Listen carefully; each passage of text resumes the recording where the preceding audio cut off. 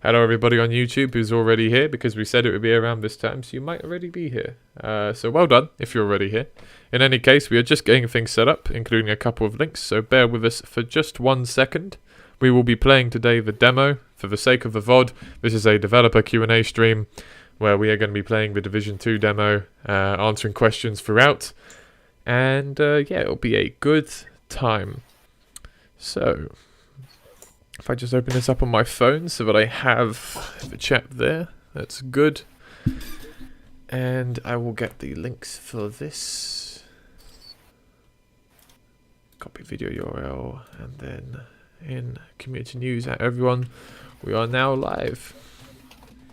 Come join in the Q&A stream and chat to the developers about the Division 2 demo. Okay, that's tagged in there. I'll also put this in the VMC channel, in the news channel on Lambda Gen, and yeah, that's probably fine, to be honest. Do we need to do a tweet about this? I don't know. Okay, there's now 11 people watching, so that was quick. Hello everybody. We'll be getting underway in just a second. I'm gonna put out a tweet about this as well. And that's fine. That's now live on there as well. Okay, so now I'm gonna do the official.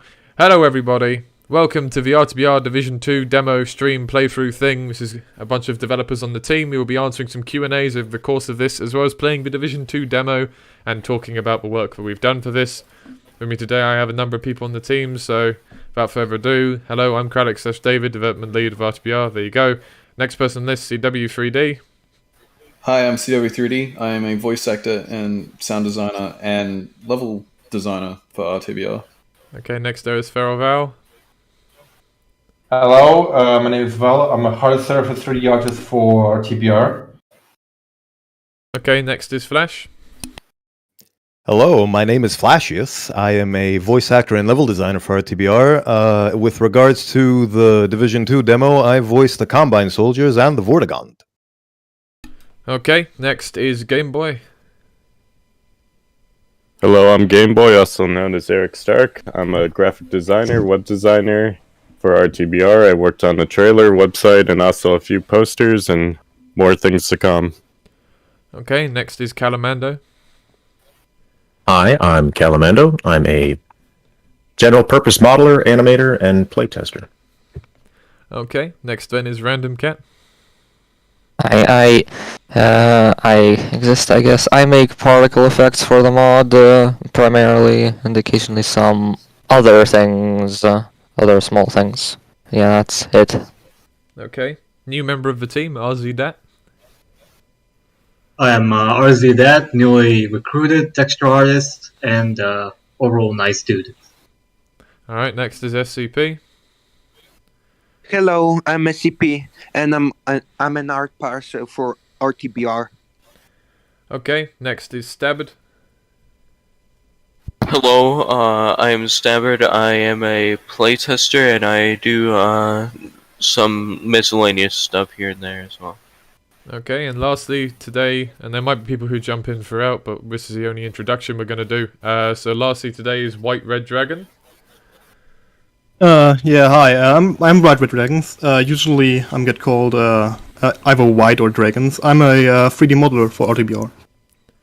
Okay, so, right off the bat, we have a couple of things to talk about with this menu screen. So first of all, this menu scheme is made by Cvox, Civalery from the Dark Interval team, Cvox Civalery. This was the winning entry to our Division 2 background mapping competition that we held a little while after shipping Division 1.2, where we basically had the community make various remakes of concept art, and we ranked them in a stream that is somewhere on the channel, so if you want to see all the other entries, that's fine. You can also actually download all of the background maps over on ModDB, including one that was being worked on by me for Division 2 that I decided to scrap in favour of these competitions instead. At this time, we might be doing another one for the Division 3 background map. We'll see how that goes. But yeah, so this one was made by Civalery. This was a winning entry. It was very good. I'm also now going to press this, because this loading image here, this is not some Gaussian blurred thing. This is hand painted by Game Boy. Take it away. Hey everyone. Yeah, I made this background map.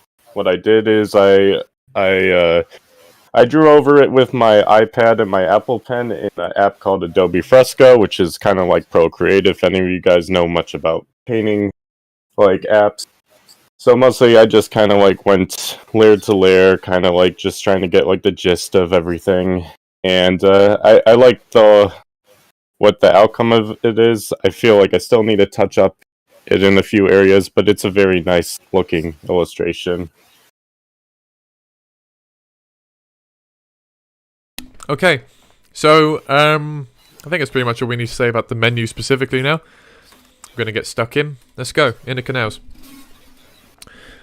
Also, just a quick heads up, before we get into this, this demo, as I said, the disclaimer on the ModDB is close to final, but not finalized. These maps are subject to change. Matter of fact, already we have been changing some of them in light of feedback from the demo. This demo does not feature any of these updates. It only features a couple of updates we made to the credits, which are also uploaded to ModDB in a stealth patch anyway.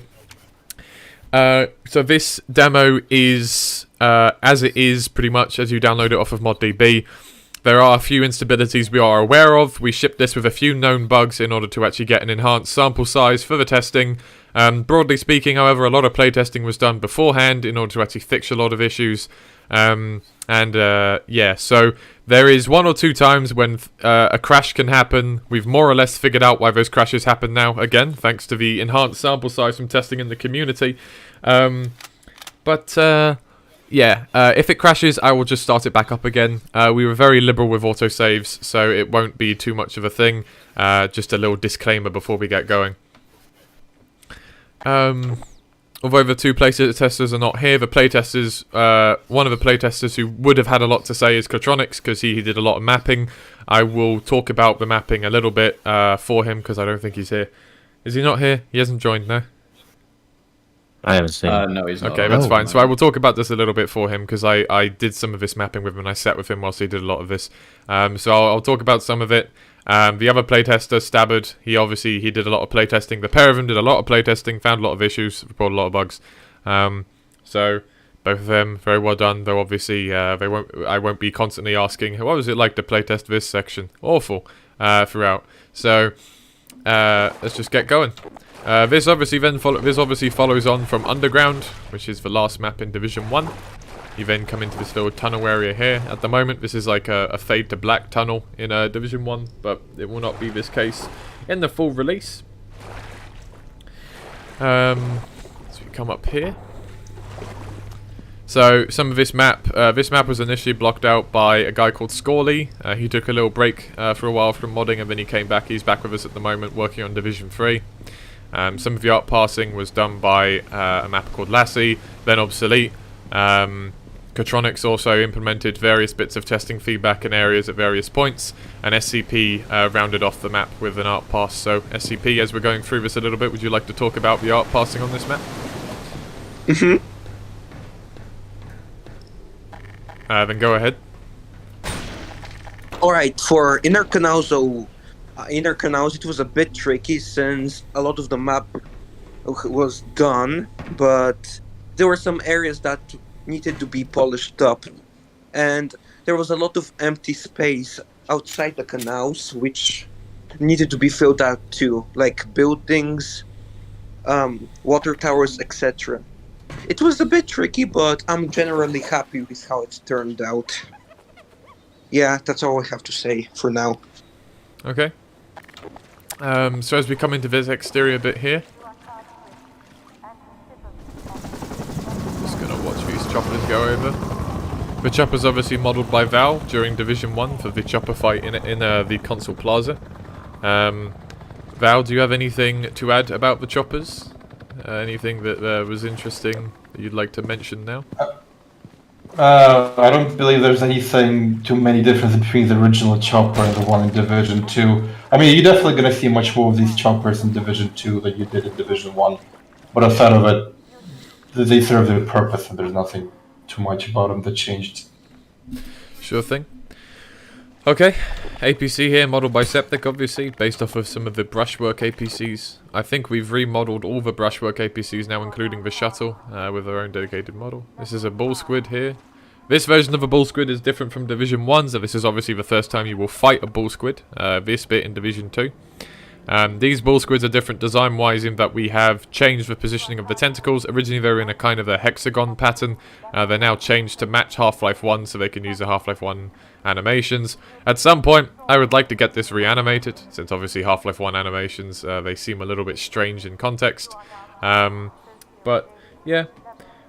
We have him eating something there. You can sneak around him a little bit. But he will get annoyed at some point, so let's just fight him. New spit particle. Also new sound effects done by Amicus. I'm just going to walk around him a little bit more to let him operate.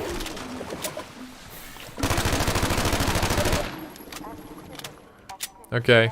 I don't believe Amicus is here, but he knows when the stream was, so if he joins at some point, I'll get him to talk about the bull squid sounds. Otherwise, the bull squid sounds are redesigned by Amicus, who mixed a bunch of sources together. I don't have specifics, he will have specifics, but all the bull squid sounds are brand new. The model, as I said, has been adjusted. You can see the changed tentacle positioning here. It was also optimized a bit. We optimized a lot of models from Division 1. And the spit particle is brand new as well. So Random Cat, would you like to talk about that? I suppose I don't have much to say about the bull squid spit effect. It was essentially just doing my usual thing of making oddly high fidelity, detailed effects to suit the mod. Yeah. Okay. All. No worries. Alright then.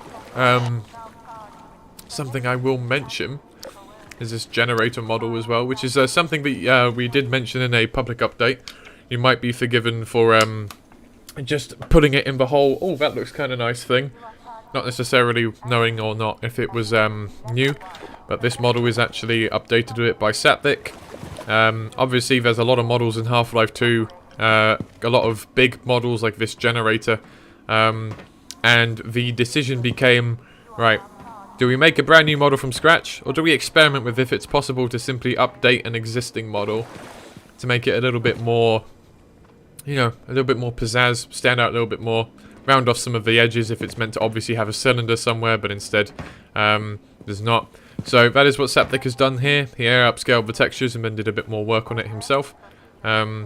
Yeah, so there's a couple of props like that. I'm probably not going to draw attention to it every time, but another notable one is the barrels, which were all retextured, perhaps remodeled a bit as well from by White in order to have this effect. The reason why I chose to assign that task was because it was going to be a high impact, right? You see the barrels everywhere, they're in every map. It was like, you make those, suddenly it's a high impact remodel. And that's really where you should be assigning the resources, the stuff that is going to be used regularly and that people are going to notice. So, White, would you like to say anything about the barrels? I know that it was quite an arduous process, actually, because there's just quite a lot of barrels and they're quite varied. So I wonder if you have anything to say about that? Yeah, it was actually a very interesting task. And actually, yeah, they were remodeled. They're basically just the same shape, but I kind of had to redo the mesh in order to get a proper UV map. Since it has like a baked ambient occlusion and stuff, so I had to have to do that. One interesting thing to notice that we actually kind of forgot the TCs, but yeah, you can pretty much see most of them in all maps, so it's a very, very important model. And I took quite the attention to the detail that was on the original models and tried to replicate it using PBR and Substance Painter. But of course, in-game it's using a different shader. Okay, so when I come across some barrels, I will look at them in a little bit closer detail so we can demonstrate some of that. I don't have a comprehensive understanding in my head of where every barrel in Division 2 is, so the first time we come across some, we'll go over it. There's a couple right now. There you go. So, real quick, I have a few questions piling up. How are we handling the QA format? We will stop every so often, and I mean, we have made it 3 rooms, so this is a good place to stop. Go ahead. Right. Astrolofts asks, are the maps and styles of the head crabs going to be improved? Okay, so maps, sure. As I say, the Division 2 demo is close to final but not finalized. We'll be making further changes in light of feedback. As well as Division 1 will be receiving some updates along the way, and Division 2 as well, of course. The nature of mod development is such that your standards will change over time, you will get better, you will improve what you're capable of, and of course we'll develop more and more assets, and you need to chill, because he's just eating that very much. Just gonna kill those. There we go. So the maps are, well, yeah, kind of a rolling thing, I would generally say. As for the head crab, it is not gonna, it's not on the cards. No, the head crab design is unique for a reason. It's one of those things that's here to stay. But since it's a remodel, if you really don't like it, you can just delete it from the files, and it will use Half-Life 2's by default instead. Textures might get updated, but that's about it. Yep. Okay, so next question. Next, yeah. Jehovah asks, how many maps in this mod are made from scratch, and how many are based on beta maps? So I would say it depends on the definition of based on beta maps, because if you mean using the actual beta VMF and then going from there, very, very few. And by very few, I mean like maybe 2 or 3 so far, I would say. This was something we did a bit more in Division 1 than we did in from them onwards. I think there's only 1 map in Division 2 that's straight up, at the moment, a beta VMF, but like even with then, it's got extensive changes to layout and progression, and art pass will probably make it damn near unrecognizable. So if you mean in terms of actually using the map itself and going from there, we don't really do that. If you mean maps that are completely made from scratch, as in they have no particular reference to a beta map, that's a little bit rarer. I'd say Facility 01 and 02 are good examples of this, where a particular beta map was not used here. I'd also say Inner Canals, because although obviously it is a canal map that could be any one of a number of beta references, no specific beta map was used for the making of Inner Canals. It was just kind of, we need to have a map where the player traverses canals on foot. Okay, here we go. And that's pretty much how that went. In regards to Outer Canals are 1, 2, 03. Of course, they are airboat maps, so the reference there was more just the fact that, again, we want some airboat maps. So, how do we go about that?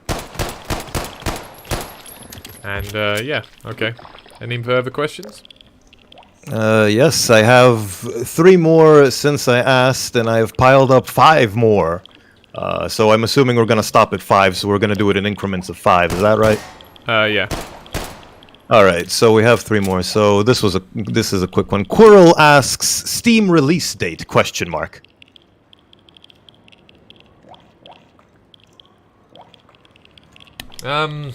Well, the thing is with a Steam release, Valve was a little bit iffy about beta stuff. And we have done a lot of original work ourselves, but we're also still using stuff like world textures from the beta. Now we have plans to go over some of this, to mitigate the use of that kind of thing. But there's not a lot of specificity here yet on the potentiality of a Steam release, I would say. And the reason why I'm being very vague about this is because I really can't give you a firm answer on this. It's a very difficult one to answer. What I can say is I would like us to be on Steam at some point. That would be nice. But at this time, I can't promise anything. And ModDB is a perfectly fine platform and has served very well for us. So, yeah. So to answer, we'd like to, but it might not happen. Right. Moonshine Sky asks, are some of the current weapons going to be further updated? If by further updated you mean with new models, I would say the only weapon in Division 2 that way down the line might get another look is the pistol, simply because this is the only weapon model that hasn't been specifically modelled for RTBR. It was actually modelled for the old RTB mod, and then we did a lot of more work to it. Actually, the OSCW as well. Both it and the OSCW. But I think the difference is a little bit clearer between the OSCW and the pistol in terms of fitting in. I think they're modelled by different people in the old RTB team. I've got some background noise from someone in here, please. Can you turn on push to talk? Calamando. Right. There he goes. There we go. Cool. So, if you mean in terms of models, then the answer is, like, maybe with a pistol in a couple years if it's necessary, but it's not really a rush. Pretty much all the weapon models we've got at this point are fine, so it's not really something to consider. If you mean in terms of functionality, obviously we implemented a couple new bits of functionality in this demo, namely the pistols, alternate fire, and primary fire, being a little bit changed, which is something we are still rebalancing, including changes to damage. We are considering changes to fire rate and that kind of thing. The AKM's delayed firing mechanism and the stun stick's charge mechanic. The stun stick charge is a pretty uncontroversial change. People seem to generally find it, the stun stick a little bit more useful as a result. The AKM delayed firing has also gone down fine, and people understand it's for balancing reasons, that you're not meant to just hold down the trigger. The most controversial has been the pistol. This is probably the one that will change the most. I'm pretty sure that we'll stick now with the primary fire that is not a click it as fast as you can, and the alt fire being a burst fire, but the primary fire might be sped up, the damage values might change, the alt fire might become more accurate or less accurate, the primary fire might become more or less accurate. There's a lot of iterations still going on there with the pistol. But the intention behind the current pistol stuff, the intention behind the current pistol stuff was to basically give the pistol a little bit more longevity in the sandbox, because obviously once you get something like the SMG or AKM, the pistol stops being as useful as a panic button. We wanted to kind of bring that back a little bit, but it's clear there's still some work to do before that is where the intention is for it. So, yeah. And final question for this segment. Lambda asks, are the Zenlight stocks an actual NPC, or do they just use a trigger for their animations? So right now they are a prop dynamic assigned to a bunch of triggers with some animations and light sprites and etc. It's not very efficient, it's just we haven't gone around to making the putting in all the stuff for the NPC. If we got an NPC thing working, it'd be nice to have some sound effects associated with it as well. That's something we'll do at some point. Obviously the Zenlight is unlikely to affect gameplay in any significant way. So changing that over changing other bigger impact tasks has been a lower priority. But it is on the cards to become a full NPC at some point. Will it be a full NPC before Division 2 comes out? Maybe. We'll see. If it is, then you'll be able to tell, because it'll probably be a little bit more difficult to bug out. Because right now, if you really screw around with it, it's possible. So, yep. Okay, we're gonna move on for a bit. We're gonna advance a couple of rooms, and then we'll go from there. Here, I'm going to whack in one. That's the new stun stick charge up sound mechanic and animation. I don't think Lena's in here, or I get them to talk about the sound, but Random Cat, do you have anything to say about the charge up particle? So the with the charge effect, so I'm actually not sure what to comment on. Whatever. Let's move on. My brain doesn't work right now. Sorry. Okay, so I guess I'll just say it's basically just meant to indicate that it's building up charge, right? It's just meant to be like this is clearly getting some voltage, and then there it is. I suppose I can talk about some of the used or the rope particle renderer for one particular layer, and I also purposely made the glow sprite sort of pulsing, so it looks like something is flowing from the base to the tip of it. Kind of looks neat, doesn't it? Yeah. Okay, that's enough out of you.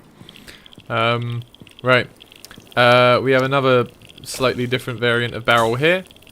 And we also have the fire barrel. Now these are a little bit harder to see the thing in the middle because, you know, they're on fire. But this fire barrel had a slightly more unique workflow, as I recall. White, didn't it? Yeah, it did, because as it turns out, it's kind of hard to make something like a glow in Source. there is self-volume, but this is not the way it works for the fire barrel. I used a detail texture for this with Blend Mode 5. It probably won't say anything to anyone that hasn't done any source modding, but essentially it's just like a glow-in-the-dark texture. It's just made to make the barrel look more realistic, since, you know, the fire part is supposed to glow in the dark. You kind of don't notice it when you're in the middle of gameplay, especially since there's the flame over it, but it actually glows in the dark. There you go. Alright. So, let's continue to advance. And having a look, another barrel there, of course. And let's move back out into here. This encounter between the bull squid and the pair of zombies was something Catronics added to showcase the tail whip a little bit. Mainly because for the longest time we were having some problems. Also, that's part of the reason I want some reanimation stuff. I'm told by Iridium that because of the way that Half-Life 1 animations work, that's why the bull squid's pathing can be a little bit funny sometimes. That and the hound eye. So the idea is, if we reanimate it and recode it, because he also wants to recode it from scratch, both it and the hound eye, we'll be able to make a more functional NPC. So sometimes this guy just kind of sits there and looks at you whilst you shoot him, and that will hopefully be fixed in the future as well. As I say, we're pretty much just using it blow for blow as it was in Half-Life 1 right now. So yeah. But we were having a problem with the tail whip for a while, doing 0 damage. That's one thing that, once it was fixed, Catronics wanted a nice encounter here so you could show off the bull squid in action. Matter of fact, in a lot of Catronics' maps he added more NPC infighting. We'll see more of this later. There's our new Zen tree. This is not used in a gameplay capacity for annoying the player just yet. Probably that will be reserved for the Wasteland maps. We don't use a lot of Zen trees in this chapter because the implication is that a organism that large would maybe not be allowed to grow to that size. You notice a lot of the Zen fauna is, you know, smaller. Doesn't pose an active threat. And then, well, the non-moving Zen fauna, like the bull squid and hound eye anyway. The Zen tree, however, is a lot bigger. So I think the implication would be the Combine would probably have uprooted something like that usually before it got to that size. So that's why you don't see many of them. We'll keep advancing a little bit as we come through here. There's another bull squid. The new Metrocops, I'm just going to note here, these have been remodeled since Division 1, mostly for optimization, although Andy did make some design changes, notably to the armbands, which now instead of being one strip of fabric are this kind of metallic plate with some, you know, some sort of carbon fiber, as well as a few other minor design alterations here or there. The armband's the biggest thing.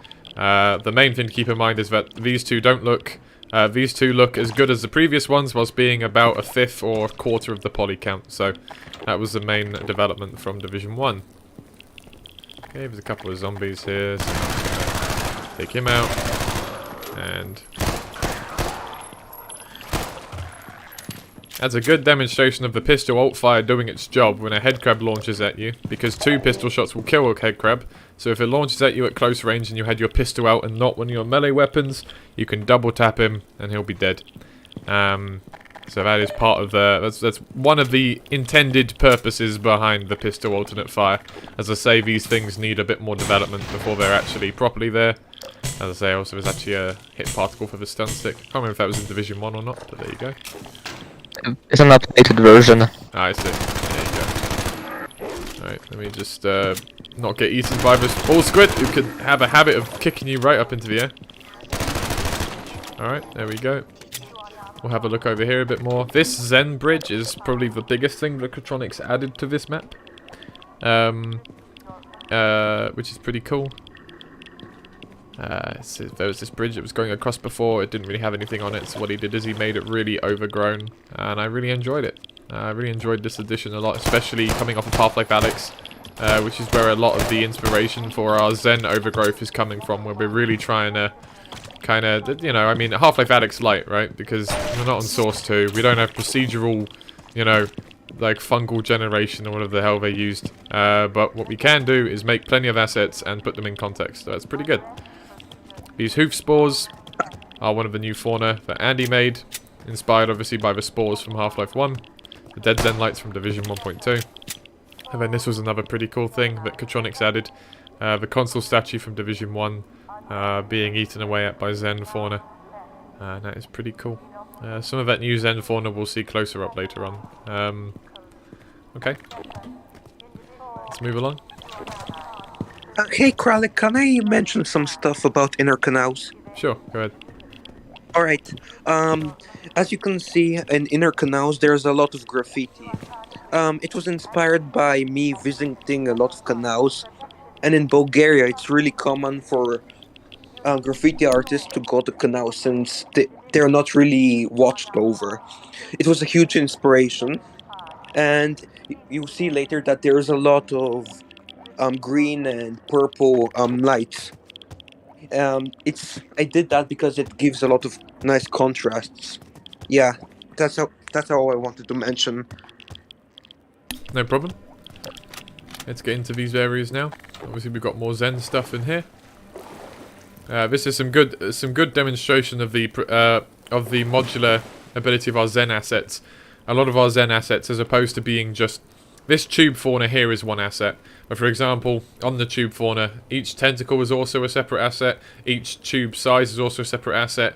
And the base is also a separate asset. So if someone wants, you can build your own Zen tube like this. There's a lot of variety across a lot of maps in these because of this. The Zen flowers also come in a bunch like that, or in 3 different sizes. I think there's 2 small ones and 1 medium one here, maybe 2 small and 1 large. So yeah. We have the new corpse model, well, one of the new corpse models. I think I skipped over another one. There's another one anyway, so that's fine. These are modeled by Lisa. Because obviously it's just part of our goal to keep things consistent. So Lisa also did the new corpse models. That was particularly interesting for her and for Andy, because Andy usually models the grizzly stuff, but he fancied a change from bipeds. He didn't really fancy modeling 6 bipeds, which is fair enough, because he likes modeling the really weird stuff like the bull squids and the hound eyes. Lisa usually is our character modeler, so I suggested, why don't I pair the 2 of you up and Andy can help tutor her, and he did. And the end result is Lisa learnt something new and we got some nice corpse models out of it. So these are sprinkled around. This is the normal citizen corpse model, which replaces the, I think it's just called corpse, and then these are the various charpals that are replaced throughout the mod. So I'm just going to kill that one, and then once I get out of this little area, Flash will do some more questions. Okie dokie. So brace yourself. Alright.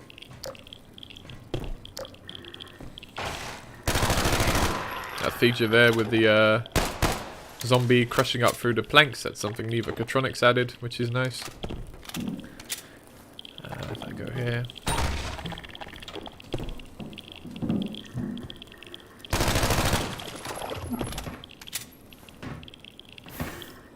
You know, something else I should mention, I just forgot about it because we've had these for quite a while now, but all the footstep sounds you're hearing, if they don't sound like Half-Life 2, because some of them haven't been replaced yet, but most of them have been replaced, recorded and sorted out anew by a sound designer who was on the team called Usar. Unfortunately, Usar had some serious real-life business to take care of, so he was off, but not before he redid practically all the footstep sound effects and a significant portion of the physics sound effects. It's one of those little things that, when you think about it, you might not think it'll make a difference, but it changes how you interact with the world. Every footstep you take, every object that you pick up and throw, you know, it sounds different. It sounds unique to RTBR, and I think that's part of the reason why I wanted it, and I think it makes a very strong impact as you're playing the game, as you hear these things. The goal is, this is a different Half-Life 2. This is a Half-Life 2 from another universe, where things were very different, where things took a different direction. And the new footstep sound effects help with that. Is that a female Metrocop? No, it's not. Okay, so Metrocop sound voiceover was of course done by CW. And I haven't talked about the zombies yet, actually. So CW, let's do a double whammy. Talk about the zombies, talk about the Metrocops. I know we've talked about Metrocops before, but let's do zombies and then a little bit of the cops as well. Yeah, no worries. So the zombies, we'll start off with, went through a couple different tests. It started off with more Half-Life 2 sounding, but I didn't quite like how they were sounding, and neither did a couple people, so I decided to go with a more Half-Life 1-esque direction with them, with a little bit of a Half-Life 2 mixed in with them. So there's a lot of gargling. I also do sample the original Half-Life 1 sounds in it as well. I think that just enhances that whole Half-Life 1 feel that they give off when you hear them. The Metro Cops came about with some experimenting within Audacity. When I had learnt that we were getting a new Metro Cop model, I thought it would be nice to also give them new voices as well. And that was recording and replacing like 300 plus lines, and that ranges from full sentences to just one words, and it was a lot, but it eventually got done, and I think the results, speak for themselves. They're really, really nice, I feel. Yep, very nice. So, also talking about the Metrocops, we will of course have Elite Metrocops kicking about. I'm not sure if Entity's here, I think he's on holiday in Asia somewhere at the moment. But Entity also re-recorded a bunch of lines for the Elite Cops, because the concept was, well, it would be cool to be able to tell them apart. And then, quite conveniently, we've got a female cop here, so although Hoseki's not here, I worked with her extensively over the course of this process and on the implementation of this, so I will talk about this because I can handle this for us both. I'm going to leave AI disable one for a sec just so we can walk around this. So the idea behind the female Metrocops was pretty simple, to be honest. There's a female citizen line. It's basically just a repeat of the male line talking about, I joined civil protection for a warm meal or whatever. And it was like, well, you never see a female Metrocop. I know you could possibly argue that the vocoder isn't distinctly male. I would argue it is distinctly male. And I think the soldiers as well are distinctly male.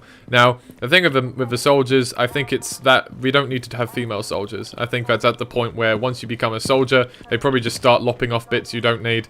Because, you're about killing things. You're not going to go and make more Combine soldier babies.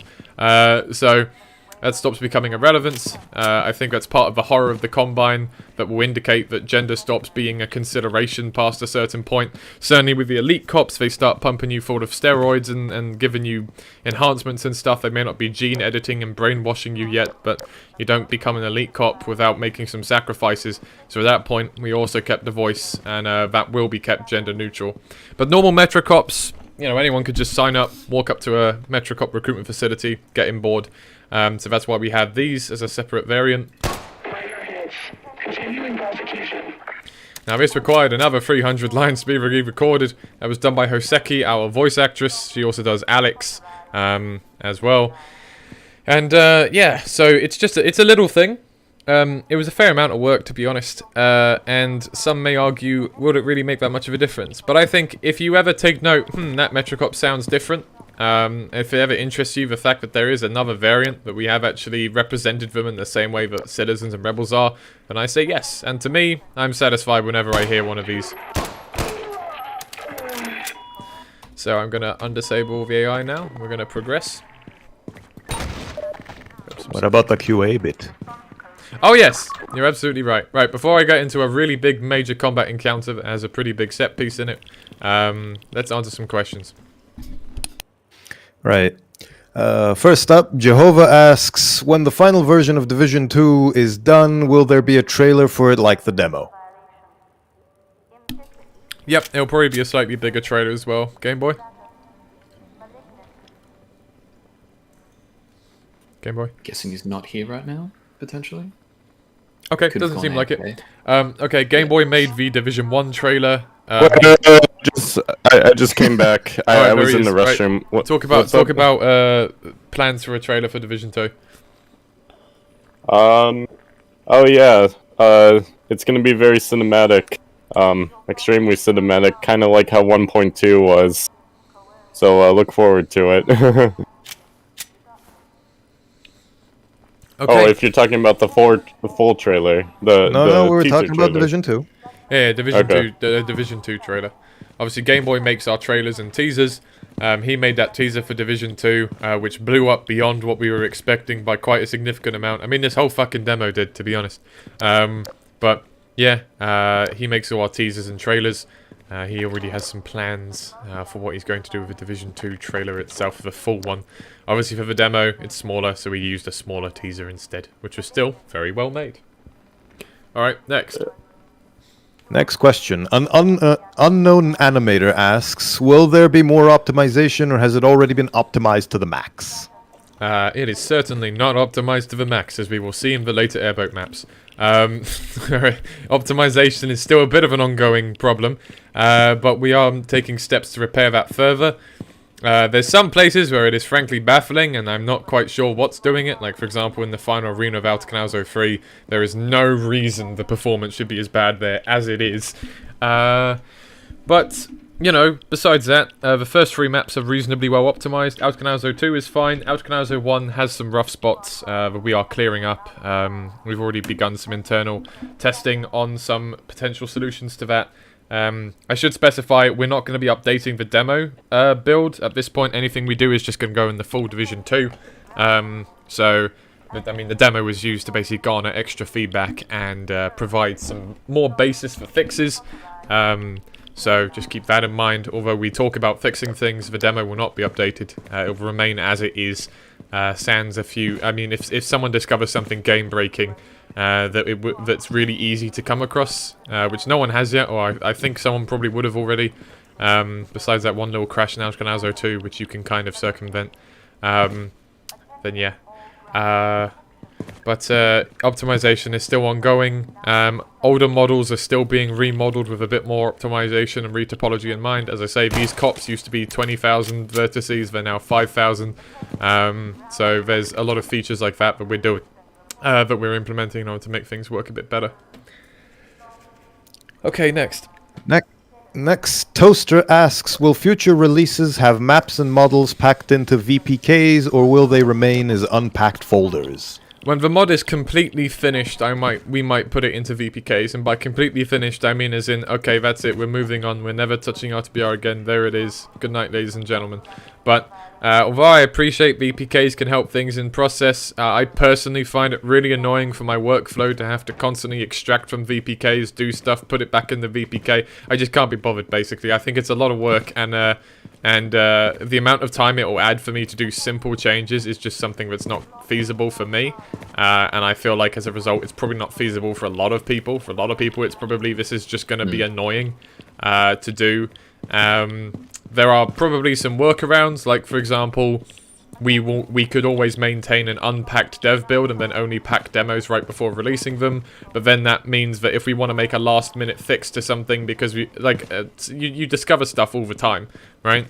And although we shipped this with a couple of known issues, there were a couple of significant issues we could not ship with justifiably that were turning up even on the day we wanted to ship the demo. If we had VPKs, that just would have made it not feasible to actually ship the mod on the day we wanted to, because it would have taken too long. So, yeah, when the mod's done, we're never going to touch it again. Maybe we'll put it in VPKs. Maybe if the mod also gets to such a size where it actually becomes a problem for loading, like if we're at like Division 4 or 5 and the mod's now like 10 gigabytes plus and it becomes a problem, maybe then. But right now, not a necessity in my opinion. So, no. Next. EA45 asks, I wish to use HDR in Division 2 for the future, but it messes up the skybox. Will that be fixed? HDR does not mess up the skybox. Not using HDR messes up the skybox. Because these are... So, we use a couple of Left 4 Dead skyboxes to indicate passage of time. And these don't have... Well, they may have had LDR variants and we just didn't implement them, or they don't have LDR variants. This is something that's on the list, we'll fix it. So that people who are playing on lower graphics settings will still be able to see the skyboxes. They work on HDR though. So I double check your HDR settings, because that's the one they work on. They don't work on no HDR. As far as I can see anyway. Unless you found a new issue, in which case report it in the feedback channel. Next. Liam McAnulty asks, will the Combine technology be retextured to orange? See, we thought about this at one point. It was a consideration, but the thing is, we already discussion. It was a very big discussion, but the thing is, we already use so many maps where the lighting is designed around this area's blue because the Combine are in it. right? Like there's a lot of areas like arcade where blue lights are used to contrast with other lights to create interesting effects, right? And even just actually fixing this in Division 1, it's not as simple as just change the color of every model and every light, because suddenly entire rooms will read completely differently. Orange is a warm color, right? It's a warm, slightly inviting, comforting color. Blue is a cold, unpleasant color. So in order to hit the same aspect in those rooms, you know, further art passing would be required.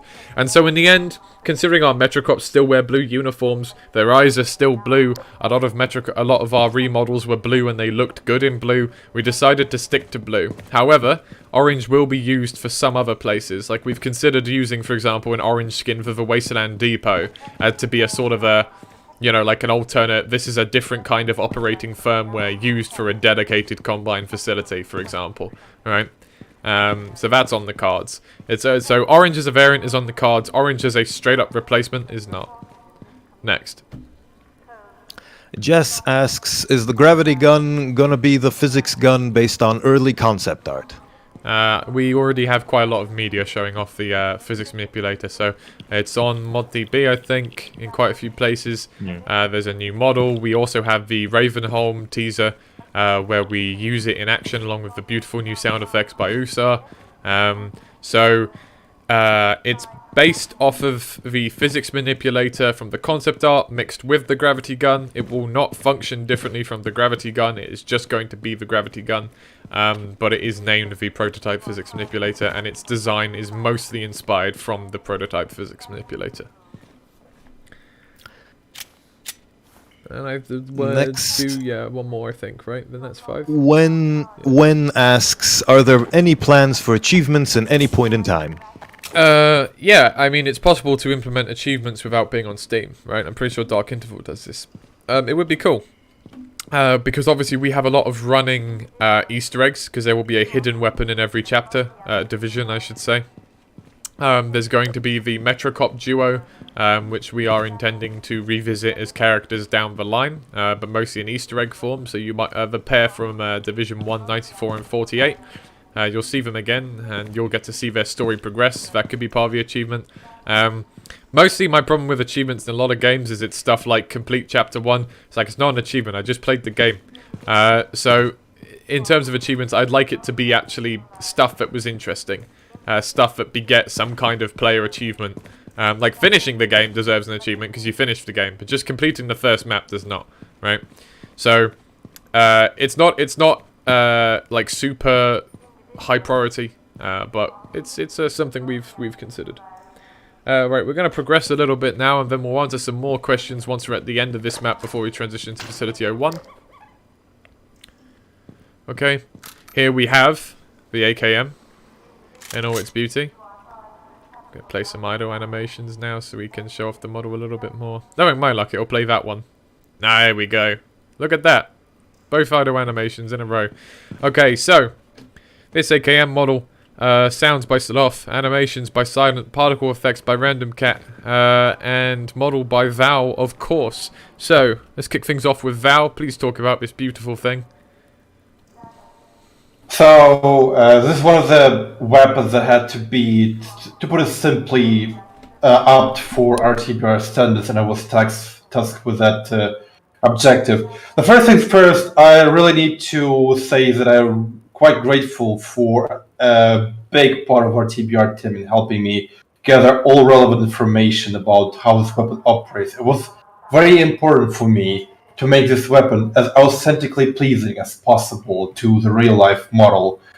It is incredibly accurate in terms of like size, style, and proportion. Even the reticle has all the like little details on it, if it was actually possible to see it. And yeah, I mean, I personally quite happy with how it turned out, and the rest of the team seemed to be enjoying it as well. It took me not that much time to do, but nevertheless, I'm still happy with the result, and I hope everybody else enjoys the look of it as well. Okay, did Silent join at some point, or is he not in here? Sometimes he joins these things. Silent is in here. Silent is in here. Okay. Silent, do you want to type out a little bit about your animation journey with this gun, and then I will get CW to read it out. So bear with us for a second, folks. Whilst he's doing that, actually, Random Cat, did you have anything to offer about the particle effects? Well, really the one notable thing about the AKM's model Flash is the sort of X shape it has. I like that kind of thing a lot. So I just did that. I made a custom texture for it as well. So yeah. All right, cool. Silent's still typing, I assume. Sound effects by Sloth, who is not here, but I can tell you I love the sound effects in this thing. I'm not going to waste ammo because the ammo is scarce by design with this thing, so I'm not just going to fire it randomly to test it, but you will hear it in just a second once we progress through this area. I'm just going to give Silent a chance to actually type what he's saying, and then CW can read it out regarding the animations.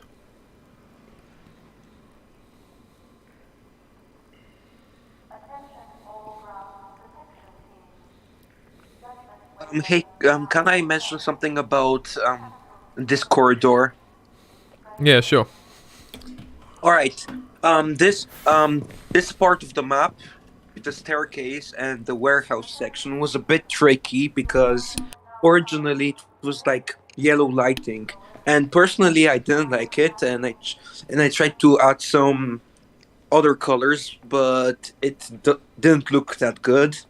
But I changed it to just pure blue, and I really loved how moody it looked. This corridor took a while to get right, but personally I'm happy with how it turned out. That's all I'm going to say. Okay. I'm just going to have a look at this real quick. Again, while Silent is typing, Amicus has joined us since then. So Amicus, I've talked a little bit about the Bull Squid, but while Silent types a little bit more, could you talk about it, please?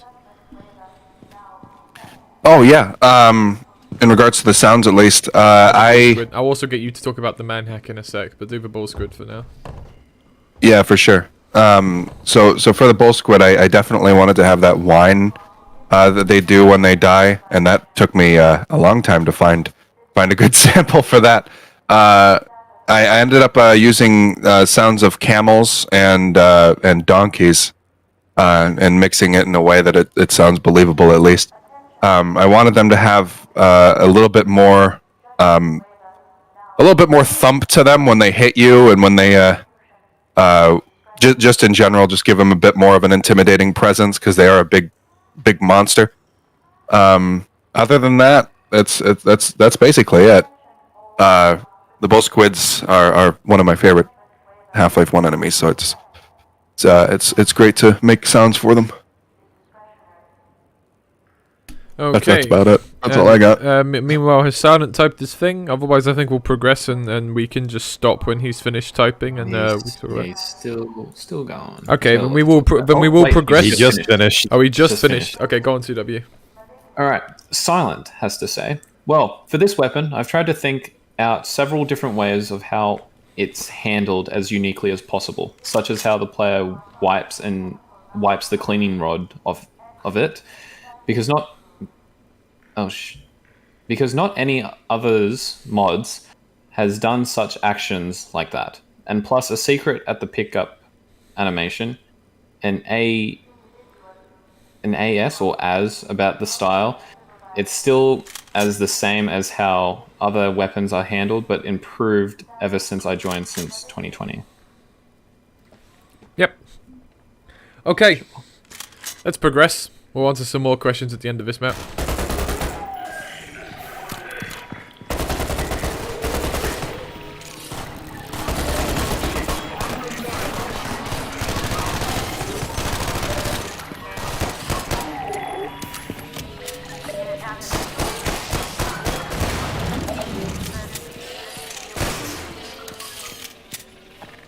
Okay, so whilst I let this thing bully me for a second, Amicus, would you like to talk about this Manhack? Yeah, so the Manhack sounds are a result of me saying, oh, I know how they made those, and going into Adobe Audition and recreating one of the sounds, and then getting a bit overboard with it and just making all of them. So I wanted them to sound a little less ear piercing and annoying to. I didn't want them to give you a headache just from their sounds, so I gave a more mechanical sound to them. I used, especially for their death and whack sounds, I basically threw a bunch of silverware into a pot and just beat the hell out of it with a wooden spoon. A lot of these sounds I put through a gating filter, so it has that spinning sound to it and everything. But I just wanted them to sound a bit more like a saw and less like a. I don't even know what the other one sounded like that much. I believe you used like a hornet, right, as part of this? Oh yeah. That's probably an important detail. Yeah, I used samples of a hornet's flying and underlaid that under the sound of the blade spinning, just to make it sound a little bit more alive as well. And that was actually Kralik's idea, and I implemented that. Partially, it was just because ours looks like it has like hornet stingers, right? Top and bottom. Mm-hmm. It's got that yellow color scheme as well going on top of the fact that I always then, felt like instead of a mosquito, the Manhack should probably sound like a hornet, which is scary to fucking hear in real life. If you want to actually spawn another one and hit it with the crowbar, I gave it a sound that's more in line with other Combine stuff rather than the just the same.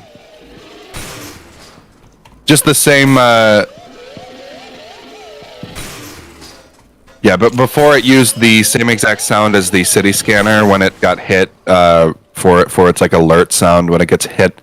I gave it a different sound. It sounds a little bit more in line with other Combine stuff. Yeah. Okay. That's about it for that. Yeah. There you go. Okay, so that was a surprise feature that Amicus is working on, but that ended up really great because it hadn't been on my it had been on my radar as something I'd like to eventually do, but Amicus in his ways he delivers. He works in mysterious ways. It's also a result of Stabbard saying he hates the old ones.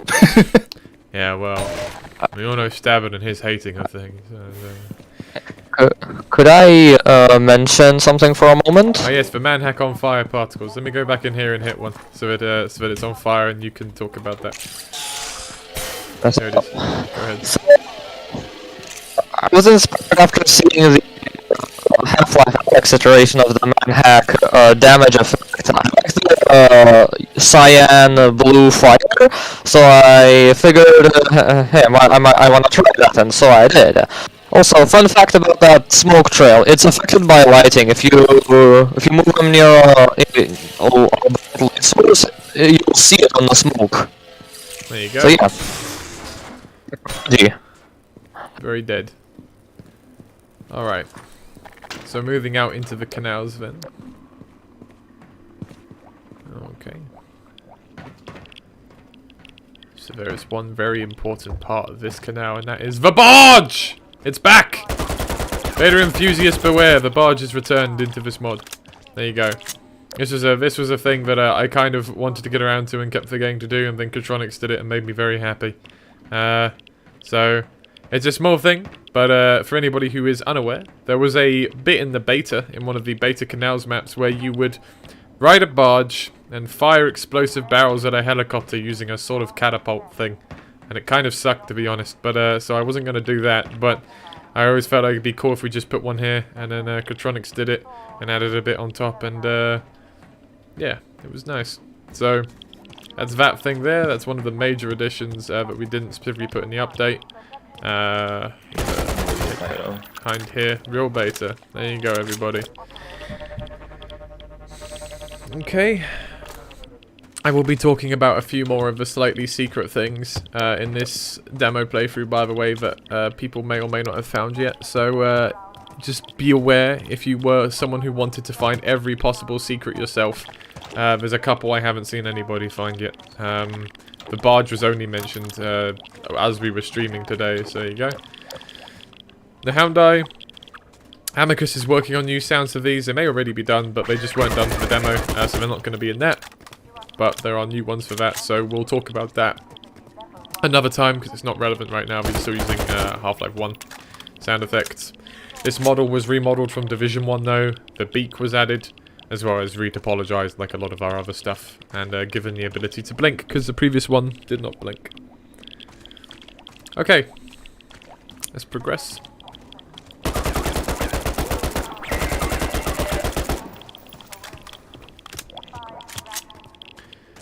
As you can see, the AKM obviously has a delayed firing mechanism. I explained this a little bit in the update article, but I'll just also say the intention was a little bit for balancing purposes. The AKM does more damage than any other per shot than any other bullet-based weapon the player has obtained up to this point. And the idea was we don't want it to immediately outload the SMG completely. We also don't want it to be rubbish on its own. So the idea was, how do we make it good whilst not too good? And part of that was ammo scarcity, so we do not have a generic ammo pickup for the AKM. You can only find it in, I would guess, confiscated boxes of contraband that are scattered about. As the only place you will find AKM ammo. You will not find actual just boxes of it.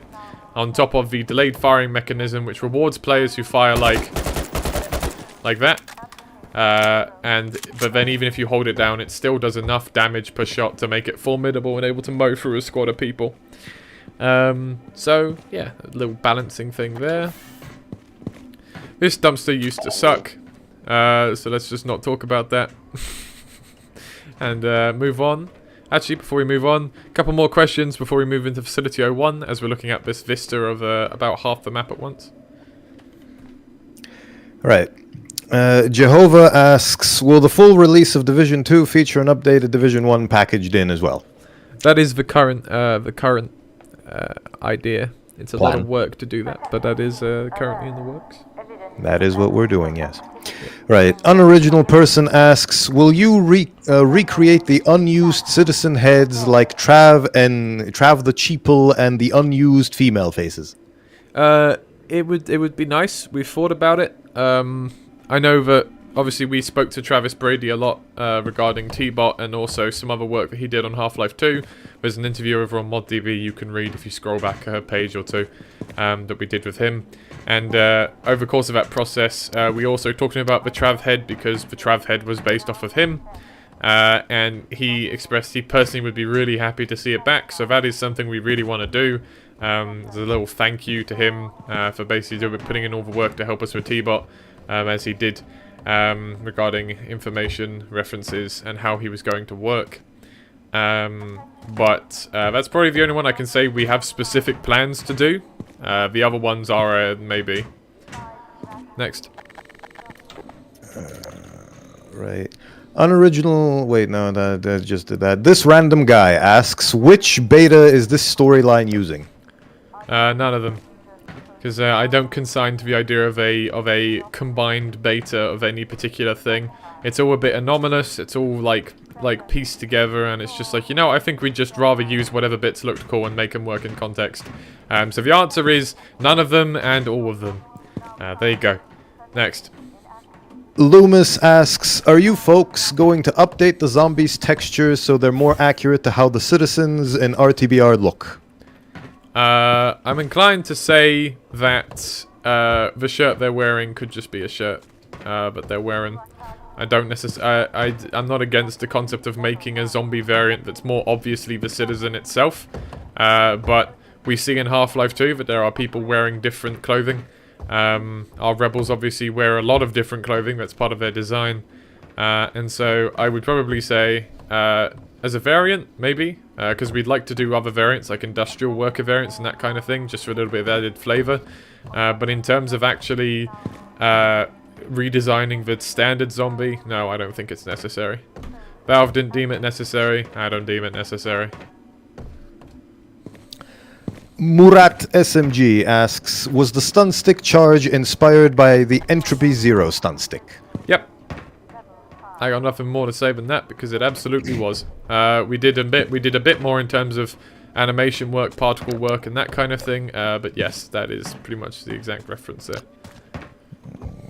Just noting Although, down just one to more specify, question, it was right. coded from scratch, because for Iridium it was easier to code from scratch, and we will probably have to do a lot more coding from scratch to work around some of the unique stuff like the particle effect and sound effect, but yes, basically. Jehovah asks, will the difficulty of the demo areas be tweaked for the release of the full Division 2 update?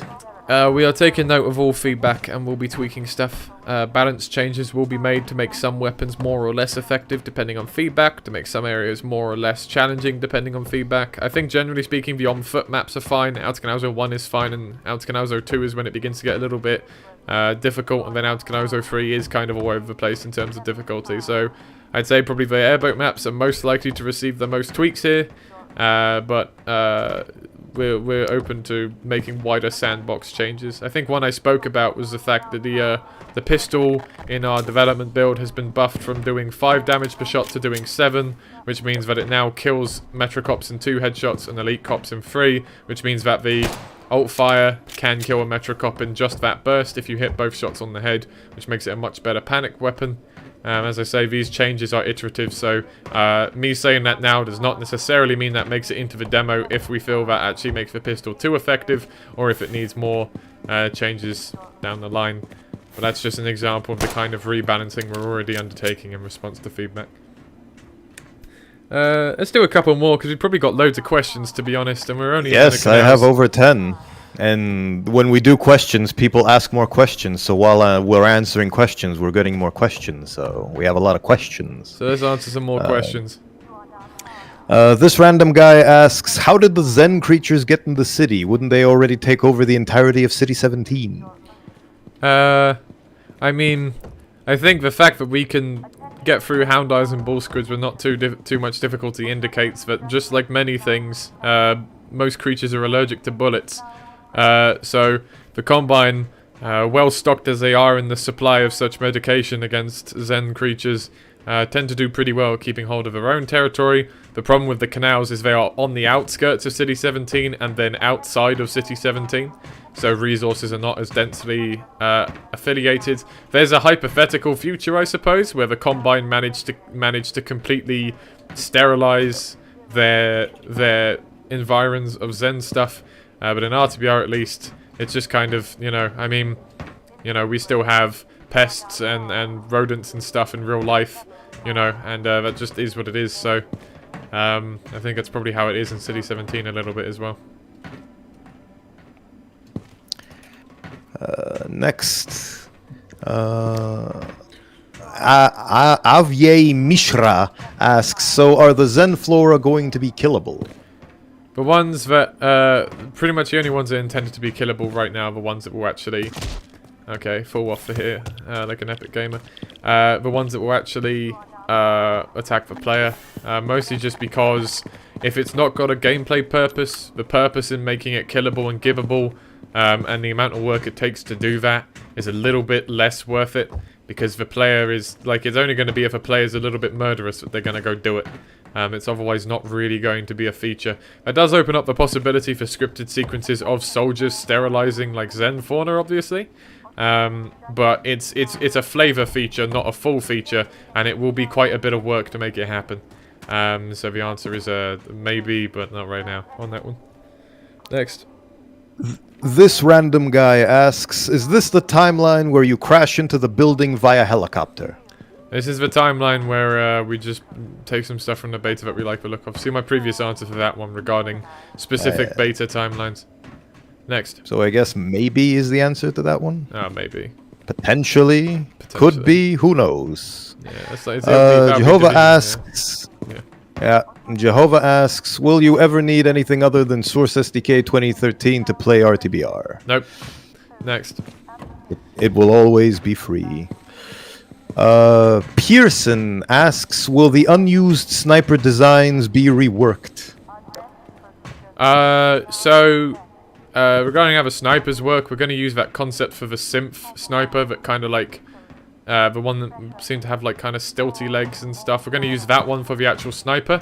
The sniper from the beta, the one that has the kind of like the whole general, the gas mask and some other stuff. That is instead going to be more like the concept art, where he's got a machine gun that's probably a GR9, and we're going to give him, and he's going to be a new class of Combine, a little bit like the Suppressor from Half-Life Alyx, where he will have a GR9, and that will be where the player obtains GR9s from, and GR9 ammo by killing those guys to get their heavy weapon. There'll be a new class of Combine for that. They will not camouflage, they will just be that general design with a machine gun. And maybe we'll give them some extra mechanics for suppressing people. Yeah, next. Right. Avye Mishra asks, are the cops going to have more human dialogue? And they elaborate, just like in Half-Life Alyx, when you have the cops kicking the Strider, are there going to be scenes where they are portrayed as actual people as opposed to soldiers? We in fact already have one very standout scene in Division 1 that does this. We have a couple of scenes that imply this. So for example, there's a scene where a worker is saying, doesn't anyone care what I think, whilst he's working, and then a cop just laughs. So there are little interactions like that already present in the mod, and we are in the process of adding more. So yes, cops are humans too. Soldiers not so much at that point. But cops are, and they should react as such. Next. Toastera asks, will the old 2018 models and concepts, old Fizz Cannon, Bullpup, Spaz, etc. ever be released? So this is one I've been thinking about on and off since we to put in the add-ons section on ModDB. The answer right now is maybe, but it's not a priority, because obviously the priority is just the priority is making new stuff, right? The priority is pushing ahead, making new stuff, refining the existing stuff, as opposed to fixing up the old stuff so that other people can use it. There is a reason we moved on from those designs, and so whilst I'm not against making them available for people to use, if for whatever reason they preferred them, it is understandably a lower priority, so I cannot give you an ETA on that.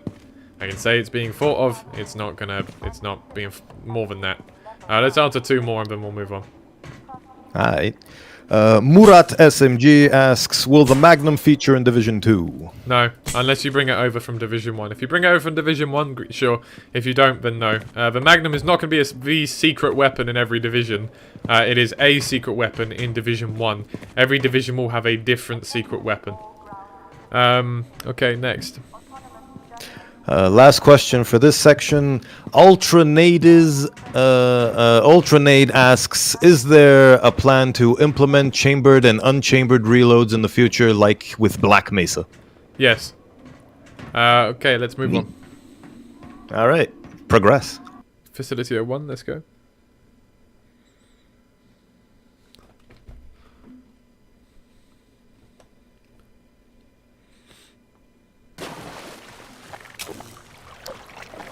Okay, so Facility 01 was blocked out and art passed mostly by Lena. Again, I don't know if Lena's in here. Assume not. And Cotronics. They are not. And Cotronics is also not here. Just broadly speaking, this map is quite an old map. This, well, not Facility 02 so much, but Facility 01 is quite an old map. It's been worked on in RTBR for quite some time. I always knew I wanted to have a map where you kind of went through some of the outer wall of City 17, and then we ended up doing 2, and Facility 01 is the first one. So yeah, that's kind of all I have to say about this specifically. Whilst we're here, here's some new rebels scattered about, some Metrocops, and also some new rebels. This is a good time to talk about the rebel feature. So I don't think this will apply to ragdolls, because I think it's NPC side, so that's why these guys don't look any different. But there is a rebel later on, so that's fine. A live rebel. But the way these rebels work is we have about 16 body groups for various things to do with, like, knee pads, leg pads, beanie, no beanie, backpack, various types of shoulder pads and other attachments. And they are randomized on spawn, so that combined with all the variants and the heads and stuff means there's like hundreds of technically unique combinations between them all. The way the system works also means it would be incredibly easy to add literally one more attachment and for that to just go into the randomization pool. So it's pretty cool. and we'd like to say that the rebels will work the medics will work the same way probably. I would also like to do a similar feature for conscripts a little bit, within a little bit more reason, because obviously conscripts are, a little bit of a hashed together fighting force, but they have got a military thing, unlike the rebels.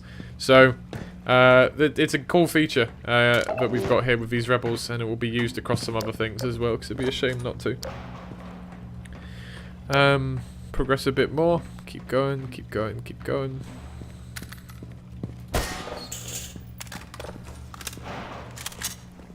Some helicopter gibs. These are made by Val, because obviously you blow up the helicopter, so gibs were needed, right? Val, do you have anything to say about the gibs? I'm not gonna say too much. Basically, all that should be said about it. These gibs actually have the original helicopter texture on it, so it's more or less quite realistic. You're gonna see much more of those in when fighting helicopters in the future missions. So that's about it. Okay. Then we will progress. This new Combine camera. I'm pretty sure Retro Boy made this one, as I recall. I don't think this was Val, this was Retro Boy for Division 1. Obviously the camera is inspired by the beta camera design. That's pretty much all there is to that. I think Entity did this music track here. Now again, he's in Asia, so he's probably not in the stream, but his music is obviously, his names and CW's music is obviously a very big part of the general style of RTBR. It establishes tone, it establishes mood, it helps build tension, it helps provide atmosphere. Also, two other people's music is used in the mod from previous composers, that is Trevor Mackenzie Baker and Ira C3. Those two have also done a little bit of compositional work for the mod. The bulk is CW name and Entity though.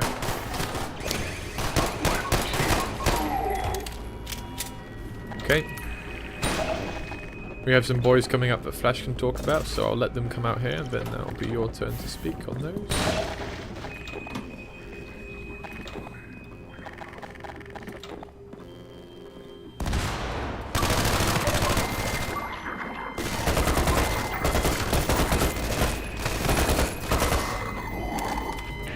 Okay. Well, the Combine Soldiers and the way they sound was a joint effort between myself and Name, who is responsible for the vocoding.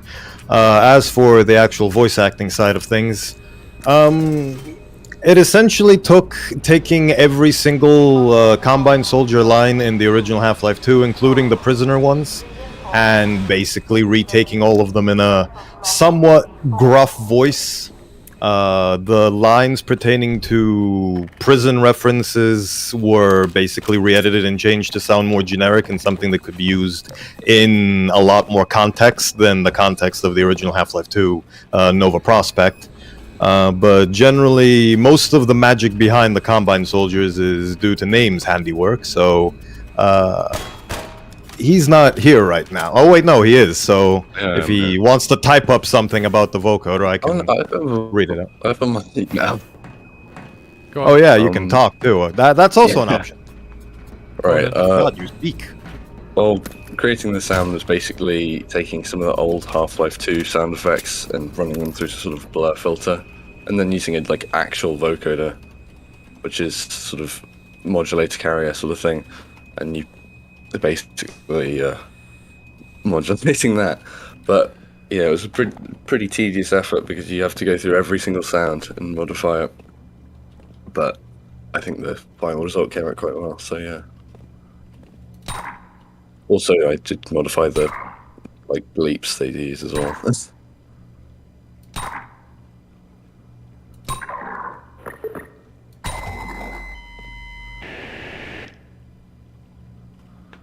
Okay. That was dramatic. It was a little bit, wasn't it? Where you fell back and then fell forwards again. Told you they'd be coming for us next. Okay. Let's break some more supply crates. That's a little sequence that Clatronics added. Obviously from Division 1.2 onwards we were much more about adding more citizen interactions in these maps, so that there was a little bit more activity going on. So that's part of what this is, and there's quite a lot in these maps actually. I'm just gonna go back a bit actually, because there's one bit I didn't actually. Okay, well, it's very well, Door. You defeated me. What am I gonna do? So this wall bit out here was added by Kratronics, and there's a couple of citizens that walk along the top. I think they've already gone. There's also a worker working up there on one of those little binocular things. It's just little details like that. Kratronics is very good at stuff like that, so these maps benefit a lot from him having a look at them. This entire gameplay set piece here was pretty much done by him. Okay, let's keep going.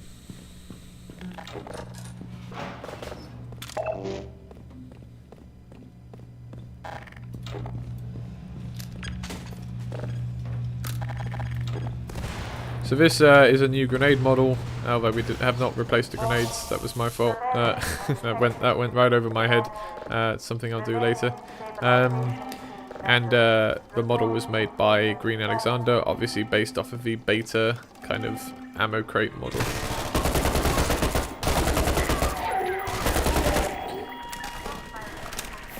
Okay.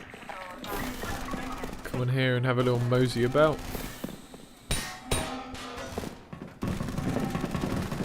There's a little bit of 357 ammo scattered about in case you brought it over from Div 1, but of course, in RTBR, in Division 2, you can't get it just yet. Okay, let's progress.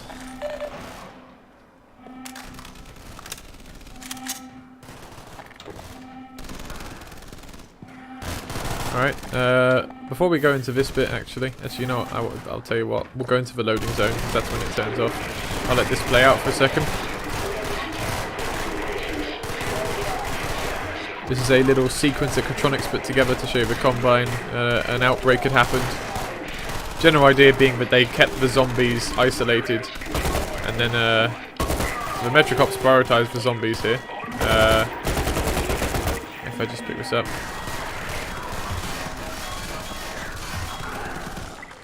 You're welcome, mate. You know, I'm just saying.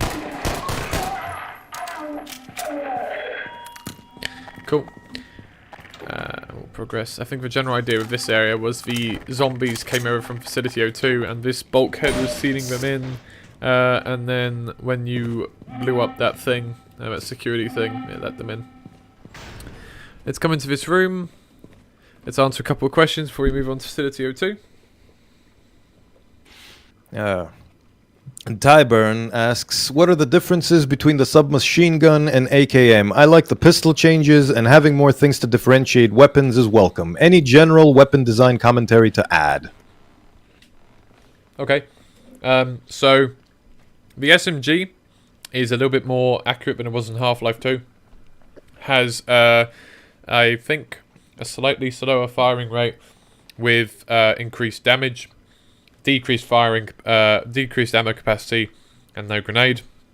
We are still tuning this a little bit, but the intention is basically put a little bit more emphasis on the gunplay, a little bit less on just tossing a grenade on people, which prioritizes the guns a bit more. Obviously, the pistol firing modes are intended to give it a little bit more longevity in regards to other weapons. And the AKM does more damage, but the delayed firing mode means you can't just kind of spray and pray like you can with the SMG. Bear with me one sec.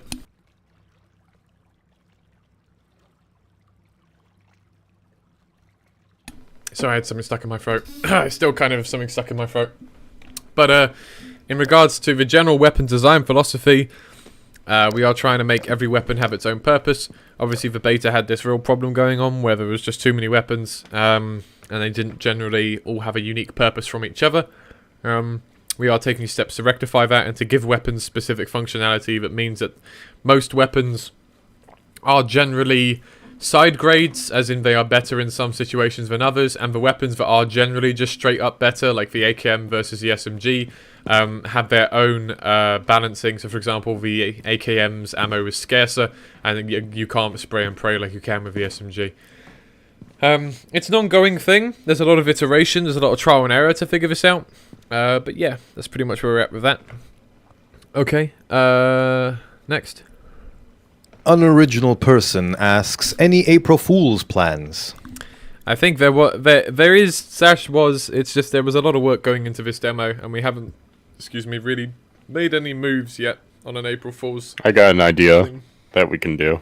There have been some ideas thrown around. We're not at a lack of ideas. It's just there's a lot of people were busy basically in the run up to the demo doing various other things, and so some of us, myself included, are a bit burnt out and just want to take a little bit to kind of recover, figure out where to go from here, where to go next. It was of course worth it. The demo came out in a pretty decent thing and people really seemed to like it, but it did burn out.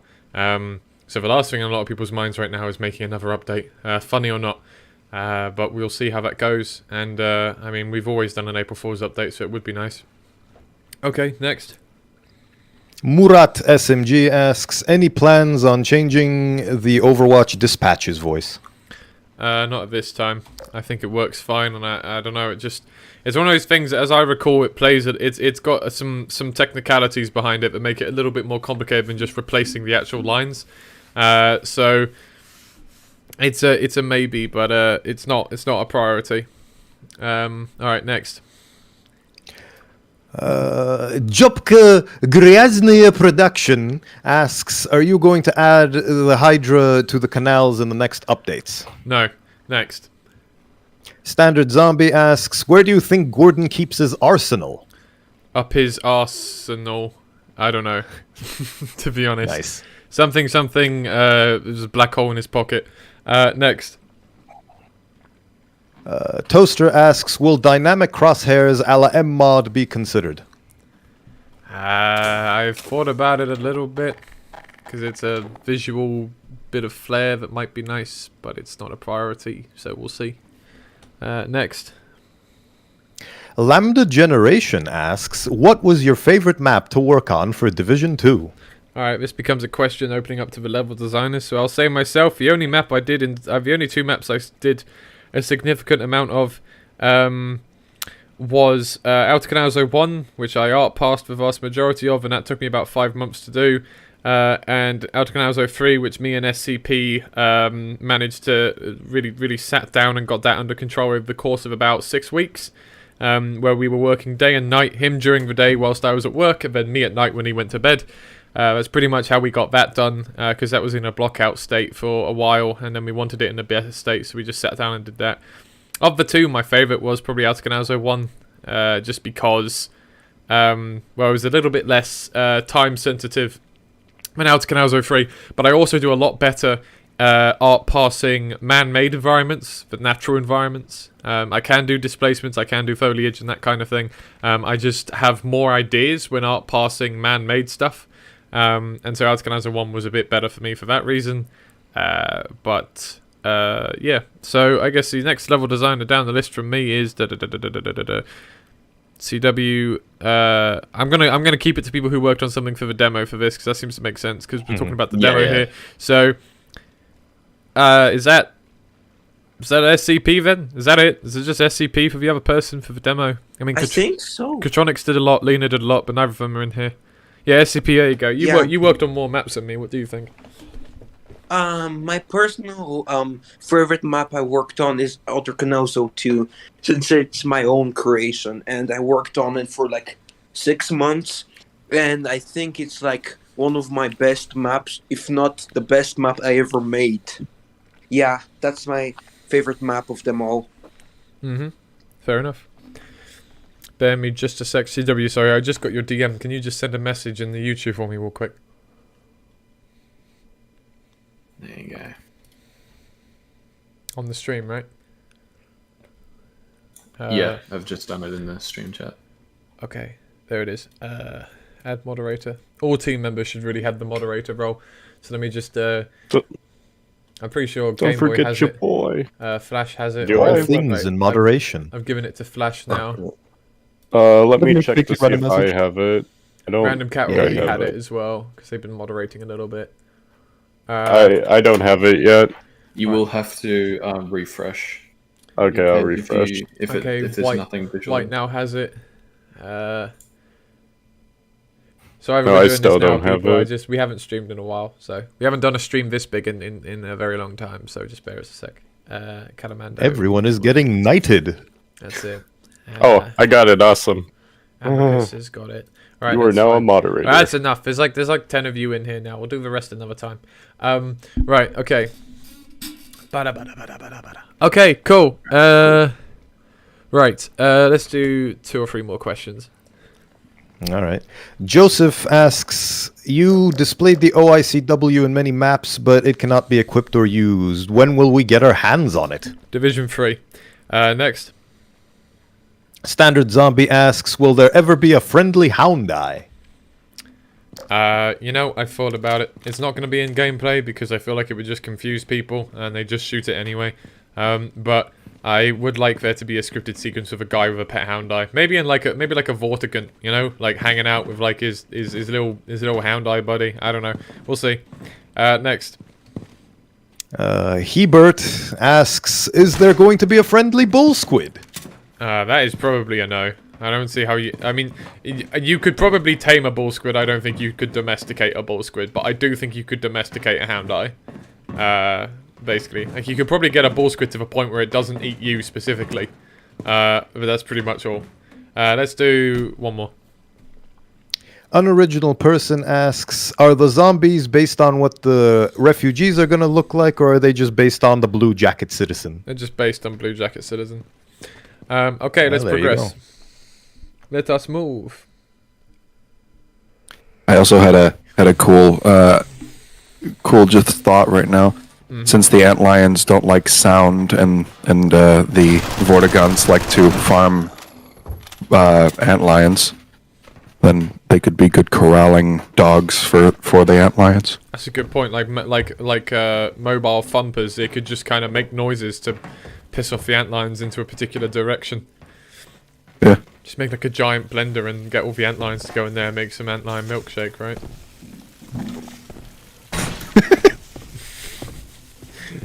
Alright, we're not going to put that in the map for obvious reasons, but you know. Milking the leggies! If someone wants to make that as a thing, then it's a free idea, you're welcome to do it. Put in the add-ons section, which is now open to all community members. Boom, got the plug in there. Both plugs, in fact. 1 plug for the add-on section and 1 for the fucking power. Let's go. Great electrical particles. Random Cat, talk.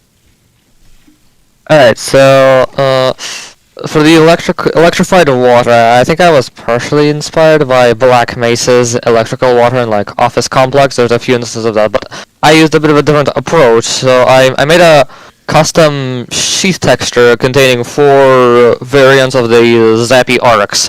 So I had them sort of appear there. I also used a glow sprite to kind of make it look like the water is being illuminated by it, which looks cool. I also used the additively rendered Vista smoke to make it look like steam is coming off of it, which looks kind of cool, I think. Yeah, that's basically that.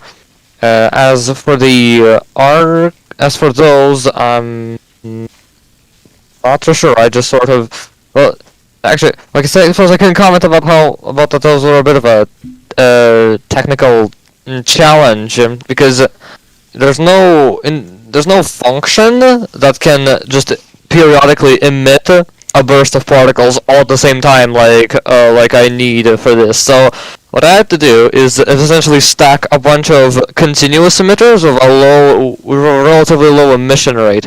So they all emit at once in parallel. It's hacky, it's pain.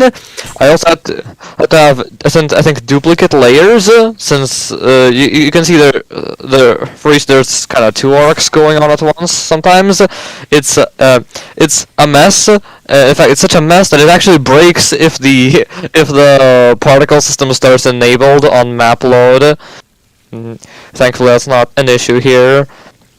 Yeah, it was quite interesting, but I very much like how this whole room turned out. It feels very visually striking, not something you usually see in a source game or mod.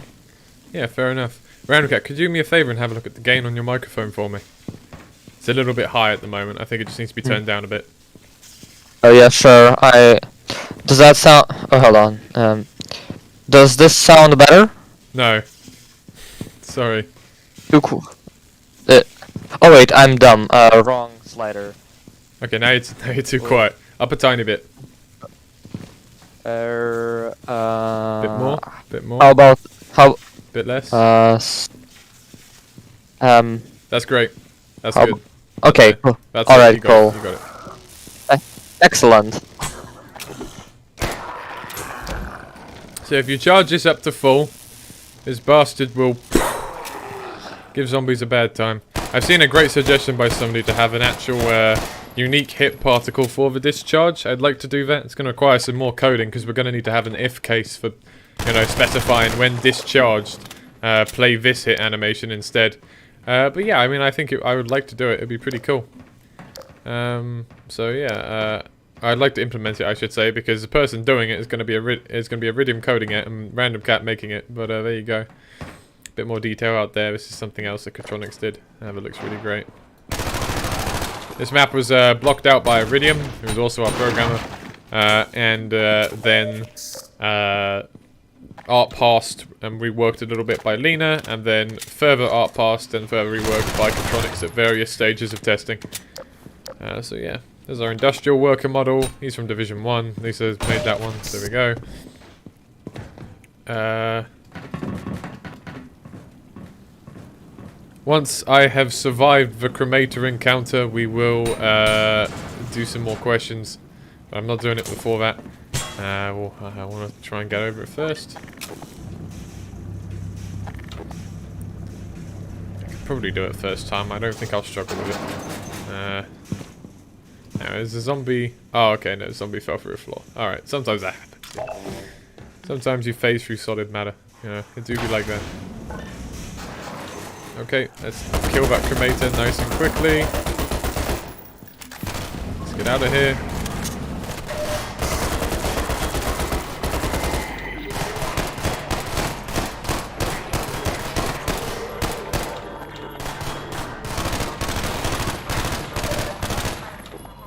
Alright.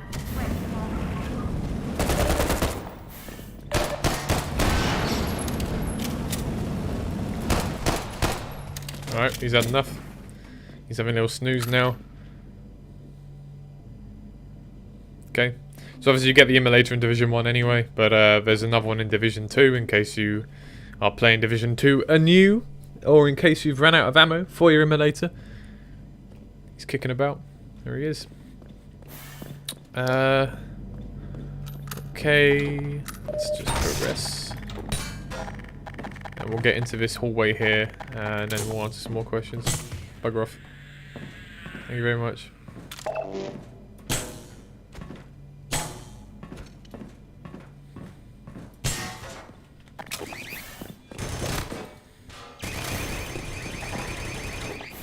Okay.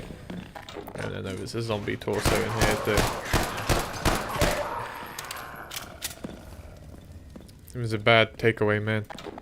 Okay, so let's answer some more questions now.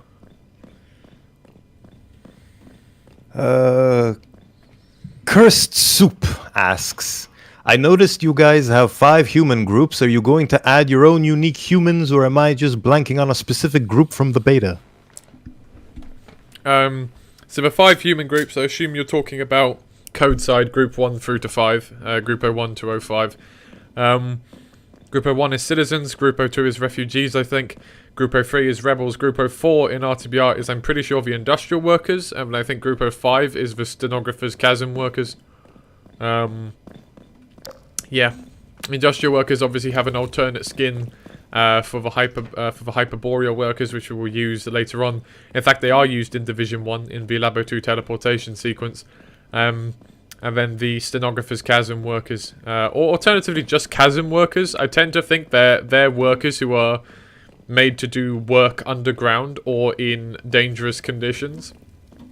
Well, more dangerous than what industrial workers do, because we also see them milling about in arcade, in the chasm in the central area. So, yeah. Next.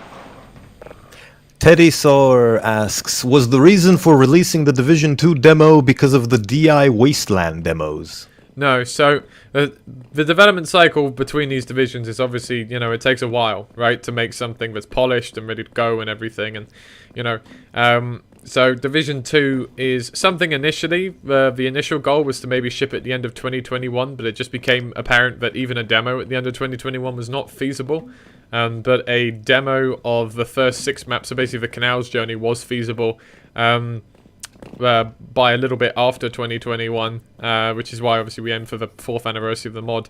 In terms of that, we also were having some problems during testing, and various things that were always relegated to the "we'll fix it later" pile, and then when it came to try and fix it later, couldn't work out why they were happening, and it just felt like, well, okay, what if we put a bigger sample size on these problems? Will that provide some better guidance? And so far it has, and that has been pretty good. So it was basically done to garner some extra feedback and to give people something to sink their teeth into whilst they wait for the full Division 2, and also just get some initial ideas on what people think of RTBR moving forwards.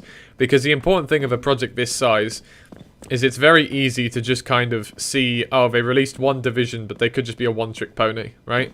Because making a beta mod is hard fucking work. And part of that importance was that we knew internally that we were making progress on future divisions. We knew internally that we were pushing ahead and that, we have content for Division 4 already, in the works, like maps being made and stuff. But, that people are just taking our word for it. And a lot of people, fair enough, maybe they don't. I've followed mods before and been skeptical about whether or not they were going to release anything. So releasing anything to do with Division 2 is a big milestone because it shows that we're not just thinking about what's come before, we're thinking about what's going next. We are committed to making a full mod from start to finish, not just a bite-sized little vertical slice like Division 1, and that's part of why that decision was made and why we went through with it. Next. Basically, we're drip feeding you content so you don't think we're dead. Anyway, Friendly Lad 804 asks, will the Gnome from opposing forces make an appearance? In a manner of speaking. Next. Next, Jess asks, will some other Half-Life 1 monsters like the Gargantua or Tentacles appear in RTBR? So, for us, the priority is on Half-Life 2 cut content, but absolutely. I also really like a lot of creatures cut from Half-Life 1, a lot of features cut from Half-Life 1. There's a couple of obscenely big ones that we will not talk about for a very long time that we are looking at. So you can riddle away what that might be, and all that. But there's a couple more that we'd like to pursue, and at the very least give cameos to some of this stuff, because Half-Life 1 was also very cool, and for me personally, I prefer Half-Life 1 to Half-Life 2. In making RTBR, I'm trying to make RTBR a bit more like Half-Life 1, like the sequel to Half-Life 1, as opposed to an alternate version of Half-Life 2, a little bit. It's kind of a design philosophy there, so there you go. Next. Unoriginal Person asks, will the new Rebels and Medics have a bloody texture like how there are bloody Rebels and Medics in Retail Episode 2? At some point, yeah, it just is something that we haven't done yet. So for Division 2, they are all rebels, but where you see like this rebel here and this pile of blood, that'll be a bloody rebel at some point. We just haven't done it yet. Next. Riss Steven asks, will we ever see gas mask citizens in RTBR? Yes, at the AirX. Next. Jehovah asks, will the Tal Cannon feature in Division 3? Yeah, I think so. Yeah, okay. Yeah, it's in, yeah, I know where it is. Okay, yeah, it will.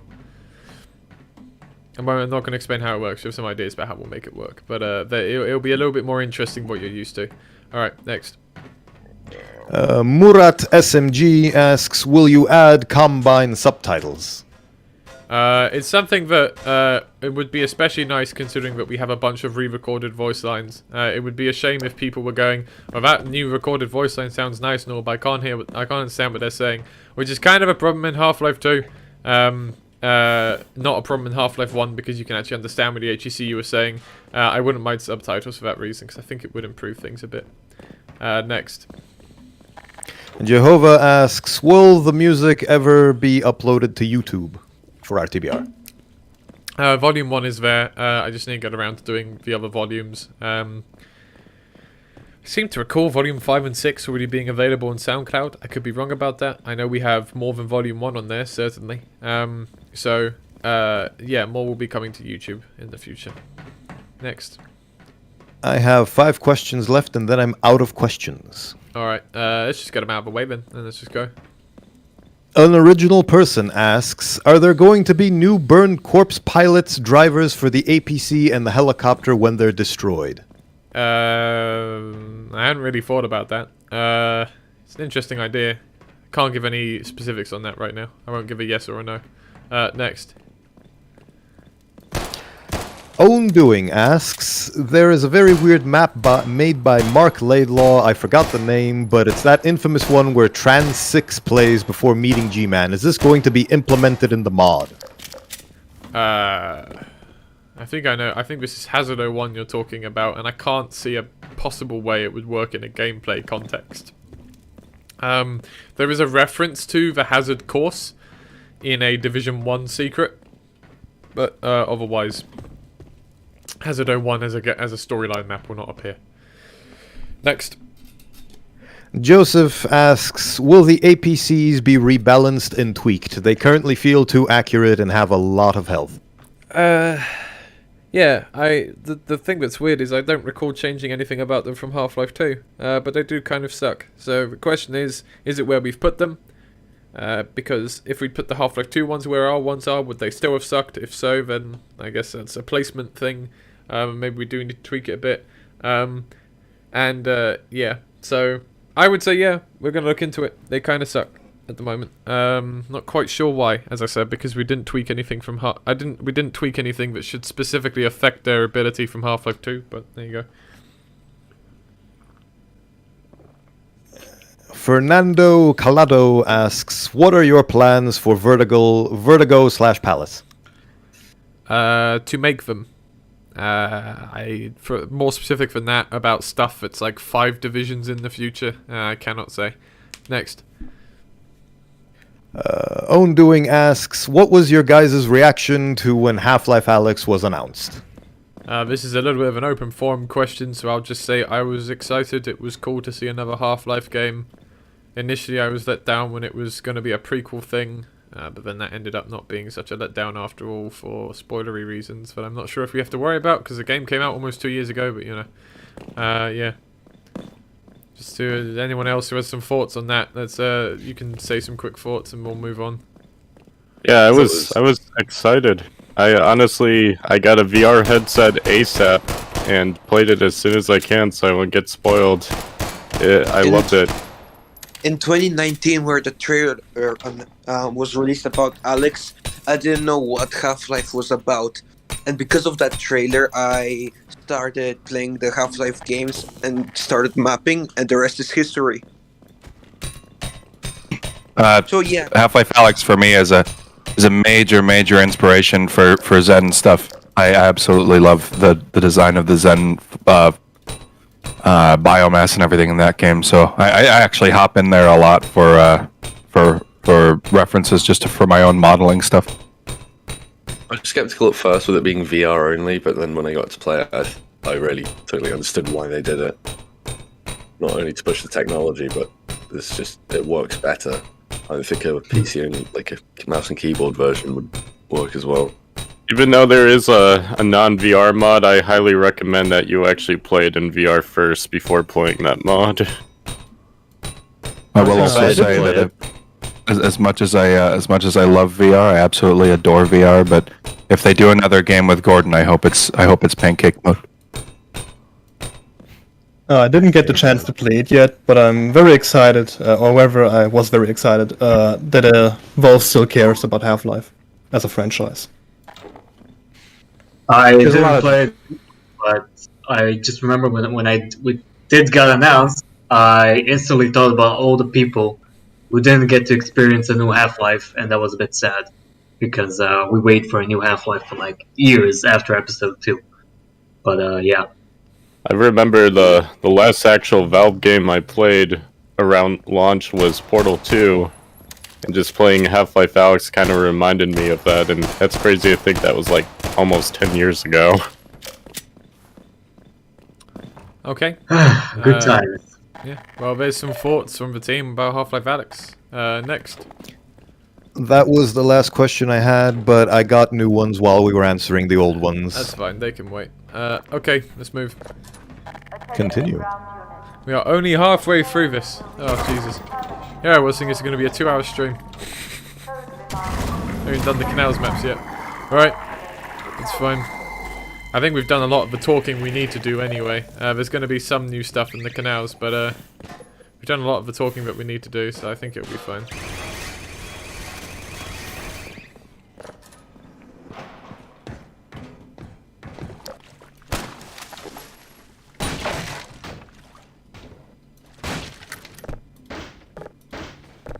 Come on, there we go.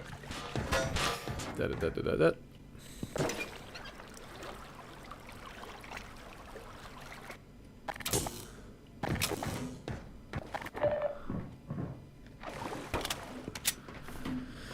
Okay.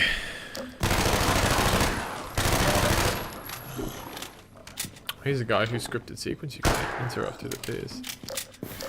Okay.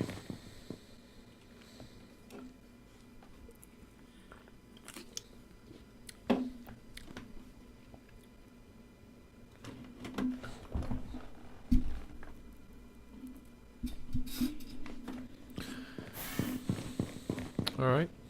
Progressing on into Outer Canal 01. This is the first of the airboat maps, so where the first bit has no airboat going on. Down here, brick supply crate. So this initial bit of Outer Canal 01 was done by Obsolete Wolf. The block out of Outer Canal 1, 2 and 3 was done by Rocky. And I art past this map, the rest of this map beyond this initial canal area. This is where the frame rate starts to get a little bit dire. As I say, we're aware of this, we're taking steps to try and fix it. It's one of those things that's a bit difficult because it's just a big bloody map. And you have to consider that a chopper needs to be able to fly overhead in a lot of these areas, which makes it hard to cut out visibility. But we are exploring some solutions, so not to worry. We will hopefully have that squared away before the full Division 2 release. Yeah. Keep hitting our head against the wall of optimization until the maps start cooperating. That's pretty much the case of anything Hammer related, to be honest.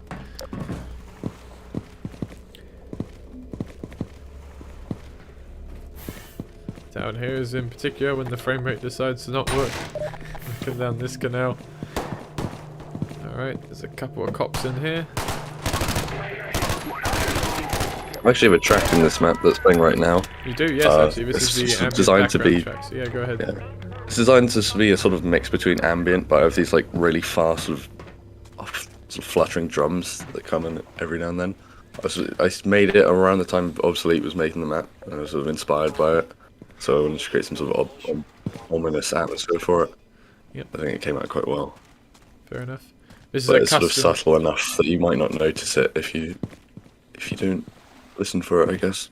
Yeah, it's a nice ambient thing. It helps build up the mood of ominousness. Is nice. Yeah, this goo texture is custom. I made this because someone said, wouldn't it be cool if RTBR had a custom goo texture on the public Discord, and I went, you know, that would be kind of cool. So I just went in Substance Painter and put a bunch of shit together and then did some manual Photoshop, and there you go, Bub's your uncle, custom goo texture. So that is used only in Outer Canal 1 at the moment, but sure, I don't see a reason to not just use it elsewhere. Whenever we would be using gooey textures, we could just use that instead. There's a very solid pole. I may not have been going at it with enough velocity to break it though.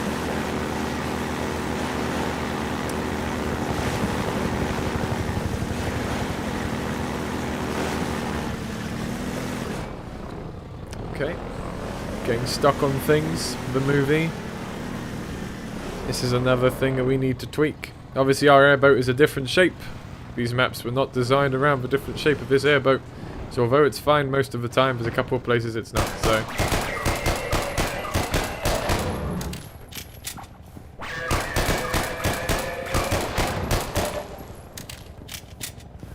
Some more fauna here, and there's a couple of fauna that you can really see close up here for the first time, so we'll go over some of this. So we have these kind of Zen creepers. This was something that Andy made a lot of this Zen fauna without any reference, by the way. He just kind of made a little Zen thing, and we used it, and it was really cool. So there's stuff like these, which are like these little stumpy things. Calamando did an animation for these. Calamando.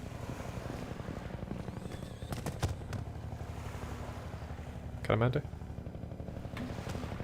What? The stumps. Oh yeah, yeah. With the tentacle bits. Would you like to talk about comment? It's animated. Okay. Well, Okay, I'll put it this way, right? It's really fun because it's a pretty basic model, so it's really easy to just throw a couple of bones on something and say, "Oh, I'll just make it move all kind of weird, like make it undulate." So it's something I can pop out in 30 minutes or half an hour, and adds a lot to a map. Yeah. We have a couple of different speed variations for some variety. The tentacles are also a separate model, so again it comes back to this point about modularity in our assets. And yeah, there you go.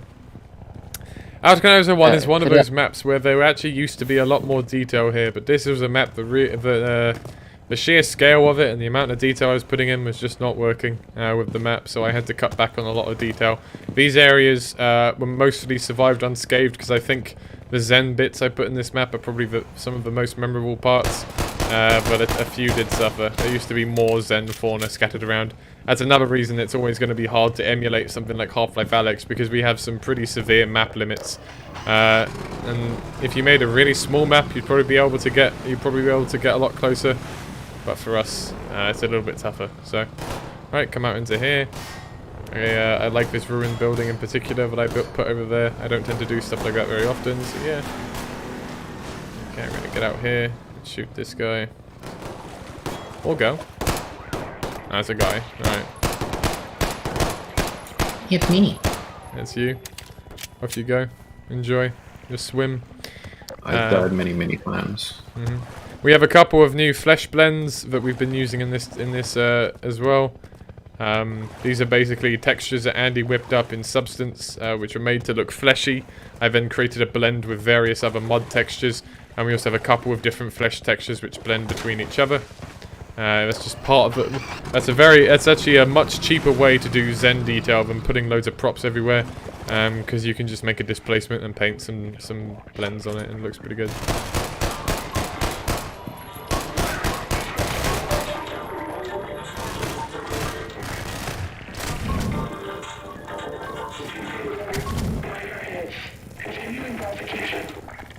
Alright.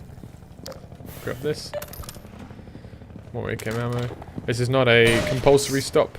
This area is just a, well, here you go kind of stop.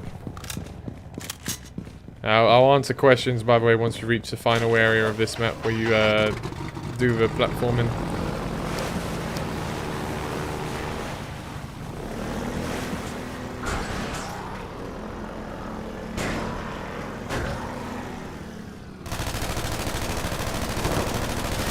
A bunch of destructible stuff like this came in because we did some very preliminary testing of these maps with some play testers, and they wanted more ways to smash stuff, so we added more ways to smash stuff, more scaffolds, more bridges, all the works.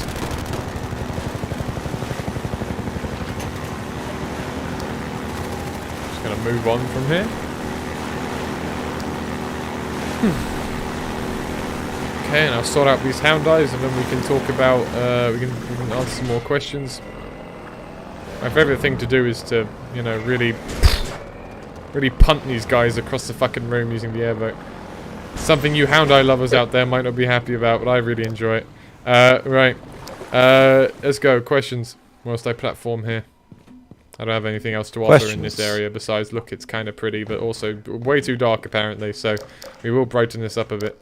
But yeah, questions. Charles C. asks, are there modifications to the source engine in any way, or is this all vanilla source?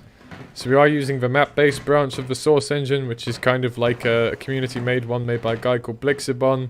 which does a bunch of cool stuff like raising projected texture limits, which is the thing that's most relevant for me as mostly an art pass mapper. But there's also some other, a whole range of miscellaneous bug fixes, extra entities in Hammer, extra outputs that greatly increase the amount of options you have when putting together stuff. It's kind of an almost like if you're not using map base in 2022, like what are you doing? Like it is the obviously best alternative for making a source mod. So if you want to make a source mod, do it on map base. It's worth figuring out how to get map base to work on your mod. It really is. Okay, next.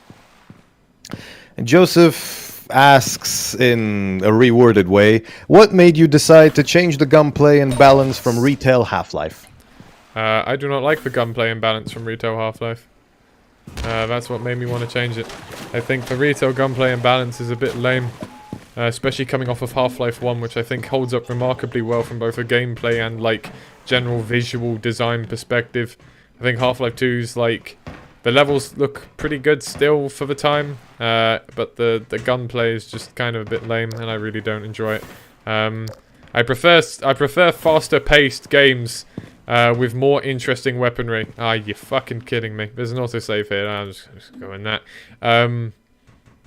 There it is. Oh, no, I went up the autosave again, so I'm here. Don't worry about it.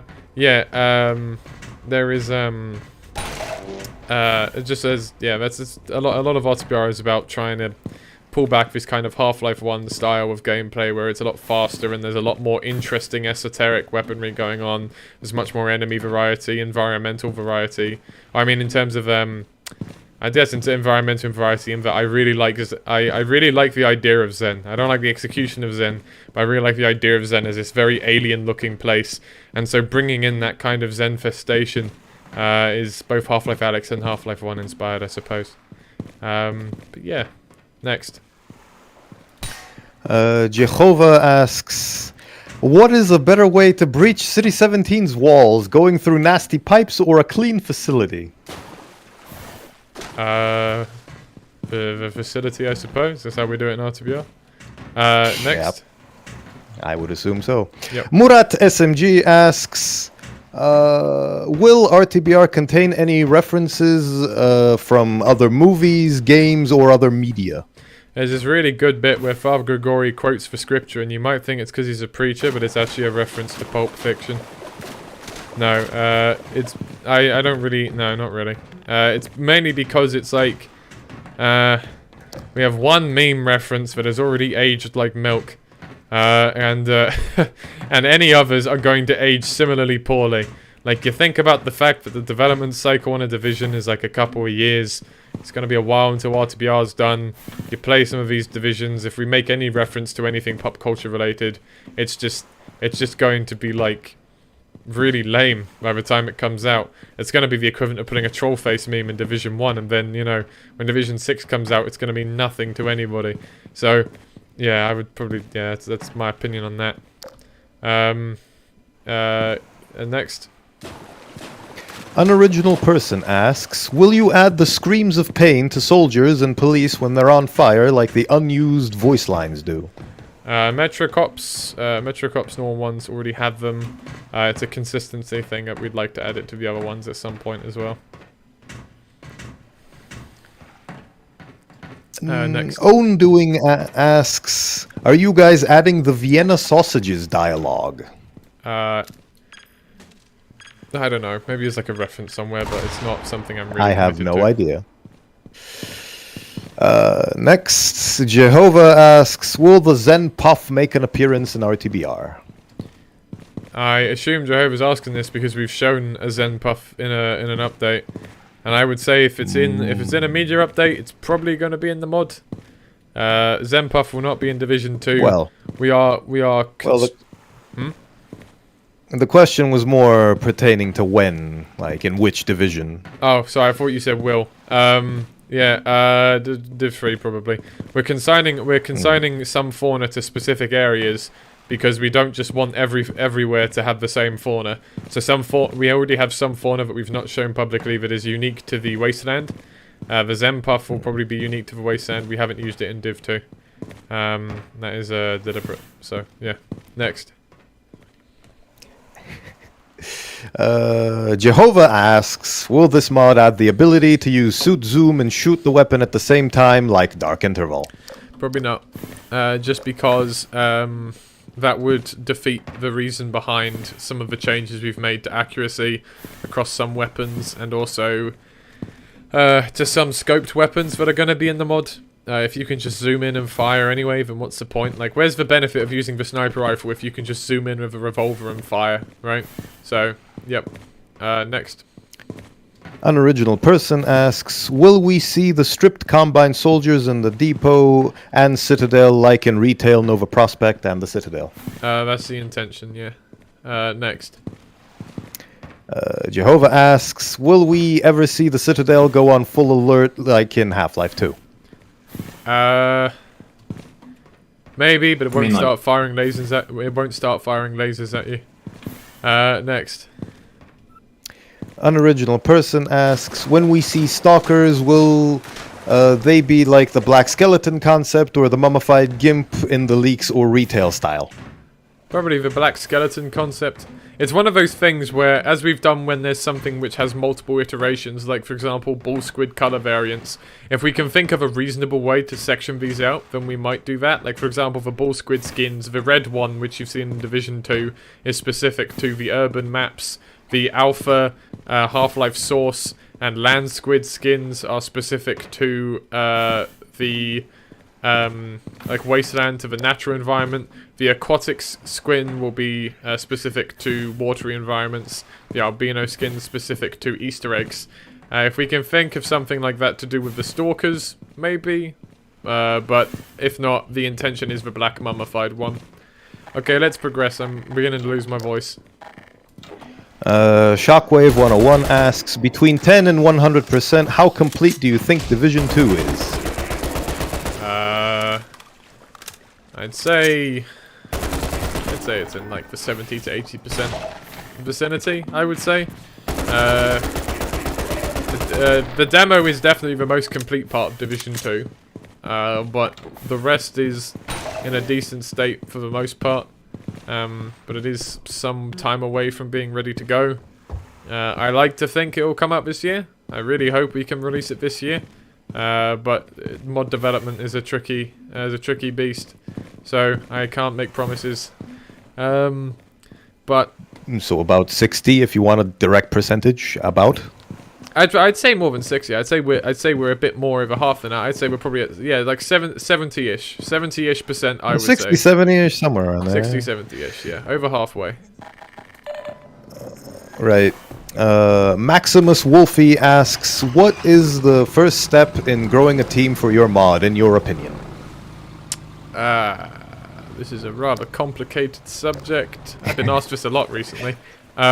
So, listen, I don't have a simple answer in regards to a team thing. I've said this to some of the people on the team. It's like I can't pin it down, right? Like I can't pin down why people want to work on the mod and want to follow my leadership and stuff. I don't have a specific answer for you. I'm not gonna say it's because I am an epic leader and everybody loves me. I'm not gonna say it's because RTBR is the best mod ever and therefore, of course, people would want to work on it. It's a mixture of things, probably. I think probably the most important part of growing the team was about trying to foster a good team environment. Like, you have a lot of mod teams where people just kind of turn up and do their work and then move along, which is fine, because, you know, there's people on RTBR who do that as well. But I tried very hard to encourage the development of another culture where, if you wanted to, there was, you know, a voice chat you could join, games you could play with other developers on the team. I try to foster a very democratic kind of team environment. Someone has to make the decisions, but everyone gets to have their say before I make one. If it's about something that's like a little bit controversial, and if someone has a thought on a decision that I've made, then they are welcome to voice it, and I change how things work in light of that.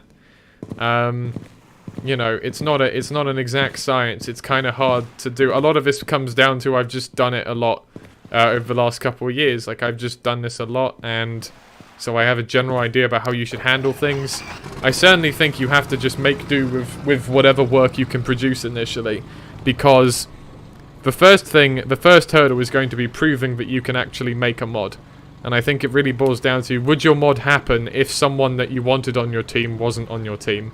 If your mod wouldn't happen, you probably need to reevaluate how much you're doing, because, you know, no one else should be essential to the creating of your mod, right? Other people should supplement.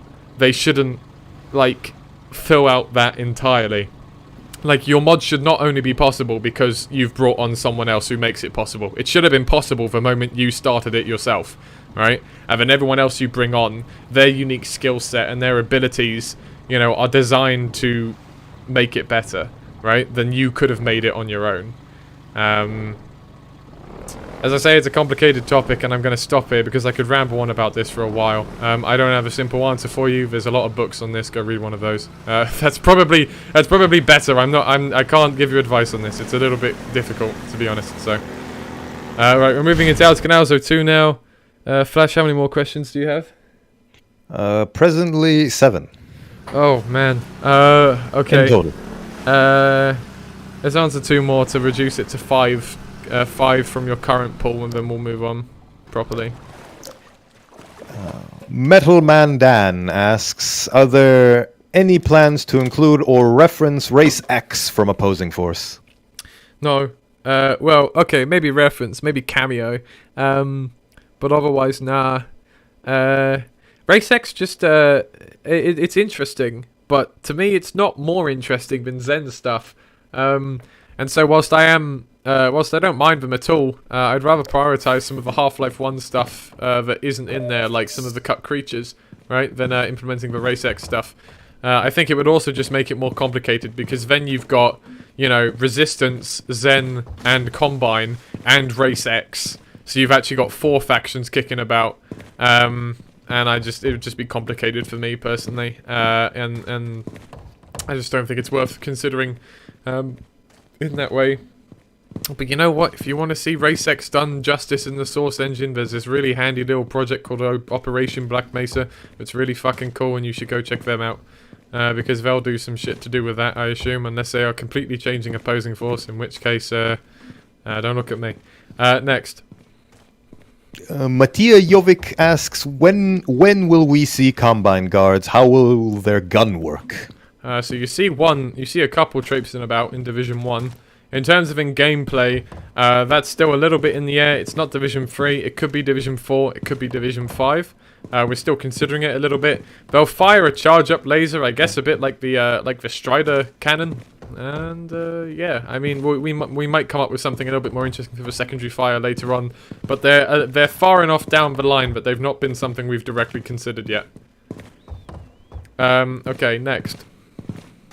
Zachary Hyde asks, will we see a Citadel mech? The Citadel will not fire lasers at you, if that's what that's referring to. I have no idea. I don't know. Next. Mattia Jovic asks, have you decided on having Antlion King in the mod? We'd like to do him. He's very complicated, so I can't promise anything to do with that. It would be very ambitious, and so we'd like to do it, but, you know. Next. Rat Sandwich asks, will we see the creepy robotic console from the concept art of Half-Life 2? Maybe. I don't know. Listen, in regards to the console specifically, we get asked this question quite a lot. I'm just not going to answer them, because if we come up with how we're going to do the final boss fight, we're not going to tell everybody. It's the final boss fight. It's like the most important one in the game. We're not going to spoil it. And if we do come up with a boss fight to do with the console in any capacity, we're probably going to be putting in some real effort to make it unique and something really interesting, and very original, which makes it even more, maybe let's not ruin it years in advance. So my answer is, you know, the console's going to happen. Whether he's going to be robotic or not, who knows? Not me, and certainly not. We plan on putting effort into it. Yeah, there will be a console in the mod. There you go. Next. Rat Sandwich, no, already answered that one. Unoriginal Person asks, will we see Samuel at all? Yes, Division 3. Next.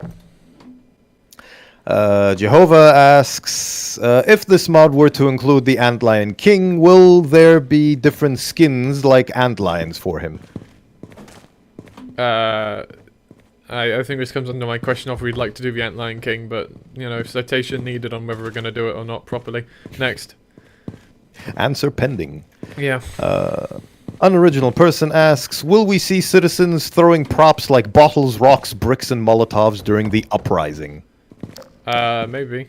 Would be interesting to just kind of have it as like a flavor thing. Next. Own Doing asks, are there any G-Man encounters in Division 1.2 and 2? Probably missed all of them. Yes, in Division 1.2. I cannot recall any in Division 2 specifically so far. I can. Well, in the canals. Well, not in the demo, but in Division 2 and like the whole thing. No, I know in Division 2 the whole thing. I mean in the canals. No, not in the demo at the moment. There's some other stuff maybe. I'm not gonna tell you where they are, because go and find them. Forehead. Right, next. There is a G-Man in RTBR. G-Man exists, maybe. Unoriginal person asks, will we see citizens infighting during the uprising? No. I think you might see citizens kicking about, being like, oh, you know, I'm not getting involved in this. But for the purposes of not confusing the player, I think it makes sense if citizens, if you see a human, it's either friendly or not fighting you, like a citizen rebel type, and yeah. This is for the same reason why, although we're gonna say the Metrocops go rogue in Division 6, and they will become another faction in the streets fighting. So there'll be three-way battles between the Resistance, the Combine, and the Rogue Metrocop Corps. We are not going to be putting we're not going to be having Resistance Metrocops and Combine Metrocops, Combine Loyal Metrocops, although they would certainly, you know, canonically be reason for both. For the very simple fact that we don't want to confuse the player. So there you go. There's that. All right, let's move on. Let's move on. Got 2 maps left to go. This is the map I worked on. Yeah, this is SCP's map. So SCP, whilst I go through this map, talk. Alright, for Outer Canal Zone 2, it was my first map on the project. At first it was a bit tricky to start, but eventually, after releasing 3 versions of the map, it was pretty easy to make. The map came out naturally. It was inspired by certain canals in Bulgaria, one that was near me, that was really overgrown. Yeah, it was a really fun map to make, and I haven't made a map this big before.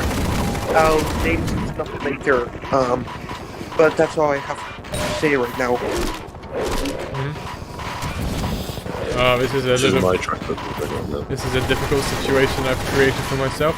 Yeah, this is names track right now. Yeah, that's what yours. So, yeah, it's kind of just a drum break. It's been modified a lot. Some ambience in the background. I think it's quite good, but I will probably boost the audio later because it's a bit quiet with the airboat going off. Alright, that's the first Not death much of to say the about stream. that one, really. Well, but it is created to match the first track to be a sort of like intense combat version, even if it's not like directly right after it. First death of the stream, and it's to an APC. Big surprise. But that's alright. Ow.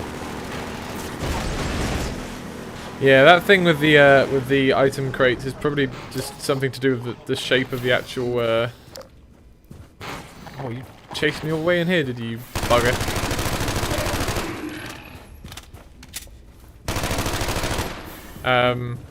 Thing with the item crates is again something to do with the shape of the airboat. We basically just need to make the collision model have a different shape, and it'll smash them a little bit better, as far as we're aware. See, ours angles upwards like that a little bit. So. And there's a camp here. Yes, the workstation. Yep. This guy sorry, was saying could I interject for a moment? Sorry, I might be a bit late for that, but I had something I wanted to say. Let's do that next time we see a hound die. Okay. Yeah, sure.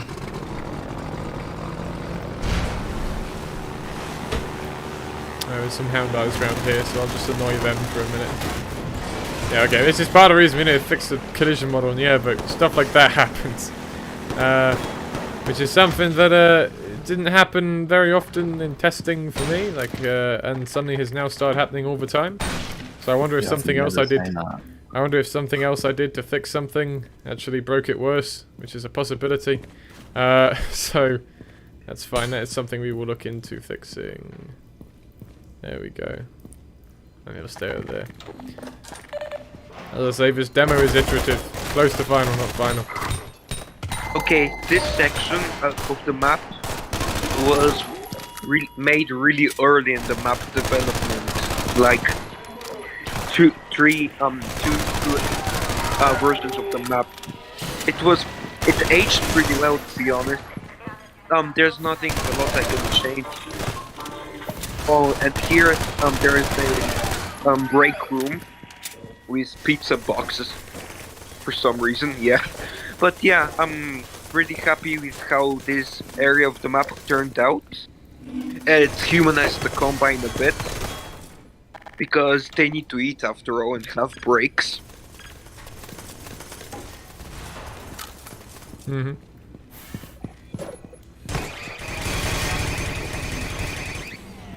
Alright.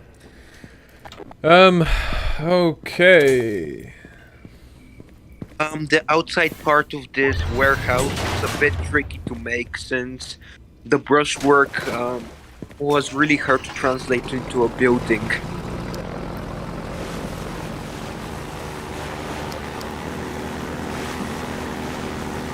Progressing onwards, we have some hound eyes here, so I will trigger some hound eye explosions. So that random cat can talk about those. I'm gonna kill 2 of them so that I only have to worry about 1. Okay. Alright, buddy, come on.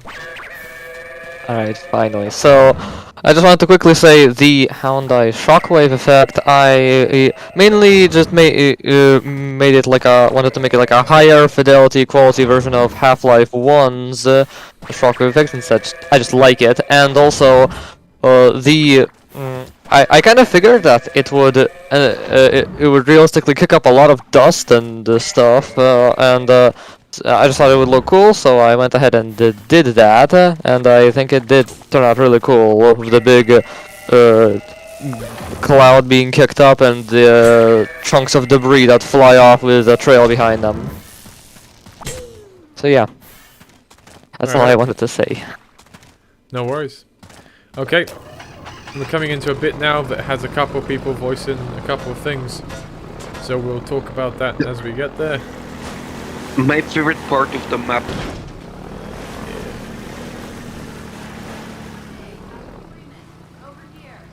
Female rebel, that's voiced by a woman on our team named Tabby Bloom. Ah, the free man. We had thought of your arrival. Vortigant, voiced by Flash. That's me. We've got an old chopper gun we can hook up to your When she's done talking, I'll prompt a couple people. has some info for you to work. Go on in. There's some rebels in action, by the way. So these rebels should be unique every time you play this, basically. They should have different attachments every time. I'm pretty sure it's on map spawn, not on restart. So if I reloaded a new save now, it wouldn't tweak it. But there you go. Just a little interesting tidbit there. Flash, what was it like to be this guy? What's in the mind of there were a lot of backs and forths regarding how exactly we take on the Vortigaunt, because there's different iterations in retail Half-Life. The original voiced by Louis Gossett Jr. in Half-Life 2 in Episode 1, and then the mantle being taken by Tony Todd from Episode 2 and onwards. So we had a lot of conversations about how exactly we make this guy sound, and we basically tried to get him to sound closer to the original Half-Life 2 performance.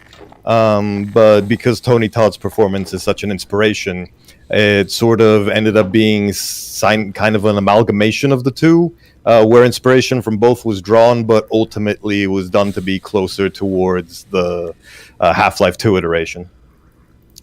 And then a lot of impersonations and a lot of screaming and a lot of gargling happened, and then the final voice lines came out.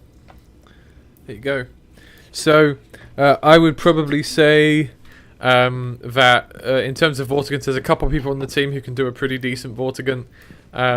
My idea of how to balance all of these is to have them play different Vortigants, because I don't know, I think it would be nice for variety if Vortigants had some different voice actors that were taking on their different takes of a Vortigant, because not all people sound the same. So to me, personally, it stands to reason not all Vortigants would sound exactly the same. They might sound similar, obviously, due to species and all this kind of thing, but yeah, I think that's probably how we'll go about that. So I would like to mention that in this area of the map... Hang on a minute, let the guy talk, Okay, sorry. We've been expecting you. I don't know what's got Kleiner and Barney so itchy. Lips are sewn together, we'll fix that. It's an issue we spent days trying to fix and couldn't work out what was causing it, so it was like, okay, it doesn't break the mod. It's annoying, but it doesn't break the mod, so we'll look into this. So, you should be safe with him. Follow the canal path. Look, still trying to figure it out, because the female rebel is fine. It's only the male rebels that don't seem to like this. The free man's vehicle is prepared. Well, you best be on your way. So this rebel is voiced by Amicus. That's me. That's him. Yeah, I just basically did a Half-Life 2 citizen voice. Yep. It's not a. That's all I did. I did the best one I could. Yep. So it's good. It's memorable. Like Rosa, like the Vortigant. It's Mike, Rosa, Vortigant. He doesn't have a name. Flashigant, I suppose. Who knows? This is the level transition of Doom, so this is the one I need to go through very nice and slow. So this is one known issue that has been categorized a little bit more thanks to this demo. Just very gently go through this level transition in order to hopefully avoid a crash. Yeah, that's fine. Avoided the crash, bounced off the wall, but that's fine. We got a... Also... Alright. Go on in, SCP. Alright, in the Rebel in Outer Canal Zone 2, where you get the gun, I had a lot of issues with like one couch. That's what I wanted to say, because I thought it was funny. Okay, let's go in. So, this is Outer Canal Zone 3. This is the final map in the demo. Me and SCP worked on this for about 6 weeks. As I say, working day and night to get this under control. Will require a bit more work. It's probably the least refined map as a consequence, because we were trying to get stuff done. But even so, it came out reasonably well. It does need some tightening up. But, yeah, I'm gonna go see if I can find a nice supply crate around here somewhere for some help. There we go. Also, I think we should answer some questions soon. Yeah, let's answer some questions now, since I've just cleared this initial area. Your microphone's a bit robotic. My microphone's a bit robotic? Yeah. Well, Yeah, your voice. kind of glitchy. Okay, that's interesting. Let me just listen to myself on the stream for a sec. Okay, that's interesting. That's interesting. I don't know why I sound like that. Okay. I'm just gonna hope it clears up, because I don't have an easy solution for this, because I'd usually just restart Discord, but if I do that, it's gonna mess up the stream a bit. It sounds normal now. I think it just literally just cleared up. There you go! Bada bing, bada boom. Magic. Great. Right, let's go. Questions. Question. An original person asks, will we see Metro Police wear the trench coats? There will be trench cops. They will have shotguns. They'll feature in Division 1 as like a visual thing, but not in combat, and then they'll be in Division 6 properly in combat in the street wars to give the Metro cops an edge that lets them compete with the normal soldiers. And just an edge in general. Next question. Jehovah asks, how will we transition from the air exchange to the Arctic? So the general idea will be after the air exchange, you would have the Kraken base exists, right? It's probably the safest place for the resistance, and after you successfully deal with the Air-X, that would be the natural staging point for the next stage of the human resistance. So the general idea is that, you know, once you're done with the Arex, Gordon hops in a chopper, goes to the Arctic, except the chopper will get taken down by the Combine, you'll crash, and that's when you'll go to the Hyperborea to get some help and to get the submarine that will take you to Kraken Base instead. Cool, next. Murat asks, will we see Metro Cops have anything other than SMG-1 and pistol as weapons? In the Street Wars, we'll have Trench Cop, Shotgun, Metro Cop people, and Elites will probably start using the OICW. Next. Hank the Edgy Ninja Man asks, will there be any crab synths? I'd like to put crab simps in the Arctic, honestly. I really like crab simps. I'd like to put them in the Arctic. Next. Unoriginal person asks, you said that there were female corpses. How can you tell the difference between the two? The women are smaller.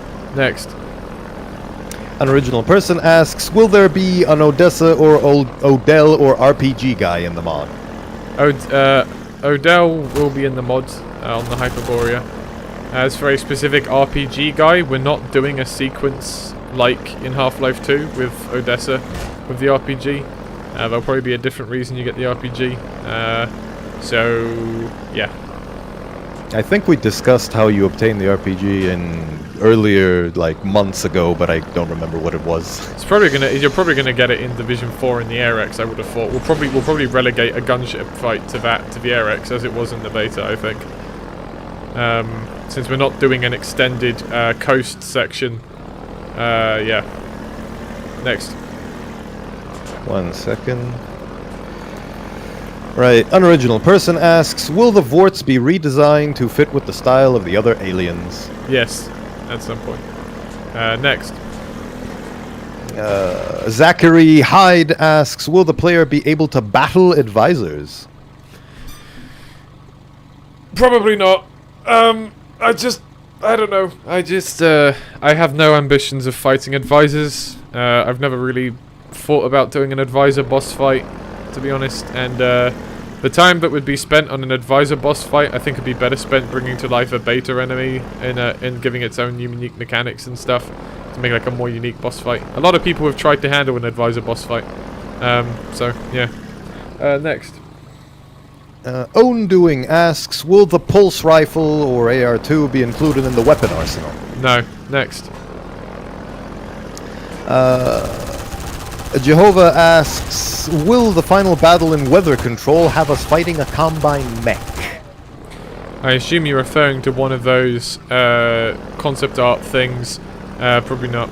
Probably going to be a crab simp in the Arctic, I would have thought. Next. Unoriginal person asks, will there be immersive firefighter gameplay with the fire extinguisher on the boat? No, but the fire extinguisher will have more use than just being a fire extinguisher, in the same way as our flare gun has more use than just being a flare gun. We have... so for these weapons, the fire extinguisher and the flare gun are really the only two here, but there are other weapons that we've given some extra functionality to. They're obviously the kind of weapons that feel like they're only in Half-Life 2 because of like one set piece, and then after that it was like, you know, maybe we just shouldn't bother because it's a bit worthless. So when it came to RTBR, I was like, okay, if we are going to restore these, I want to give them some kind of extra purpose. I think the flare gun's in a really, really great spot. I think you're going to play with the flare gun and be like, holy shit, this thing's awesome. Which you may not have said about a flare gun in any game ever. But if you want a teaser for roughly what I'm thinking of, go play Alan Wake. As for the fire extinguisher, you know, it's going to have a little bit more utility beyond putting out fires. I picture it being able to maybe like stun Combine using the kind of on fire animation, and also being very effective against a type of enemy that would be used to swarming you in large numbers, but maybe with a fire extinguisher would be more helpful. That's all I'm going to say about that. How many more do you have, Flash? One. It just arrived, and it's from Jehovah. Alright, let's have it, and then let's get on with the map. And then I'll probably finish the map, and we'll relegate any further questions to the end of the demo playthrough. Will the Antlion caves have an elevator ride out of the caves like the old RTBR mod did, like the old RTB mod did? I don't have a specific answer on this. It's no, not in Division 3. Division 2 Minetown might end with you taking an elevator up to the wasteland, but the Antline Cave specifically probably not. Well, I have since gained more questions, but we have technically run out of questions as of you asking if we had any more questions. Let's just stop here for now. That's fine. We won't do any more questions. Final questions at the end. Yep. Okay, so this is a little Easter egg that's here that no one's mentioned yet, so I'm just going to give you a little bit of background on this because it's an in-joke basically, and I thought it might be fun. So Aimless is a pleb and likes to speedrun these maps and backwards bunny hop through them to prove how quickly he can do them. He's one of our level designers. And he got stuck behind some rocks and found a new soft lock spot. So when I went in and fixed it, I put a green barrel here and I put a green skull. There's an Eli Maxwell suit battery that gives you 1 suit charge. And when you pick up the skull, there you go. So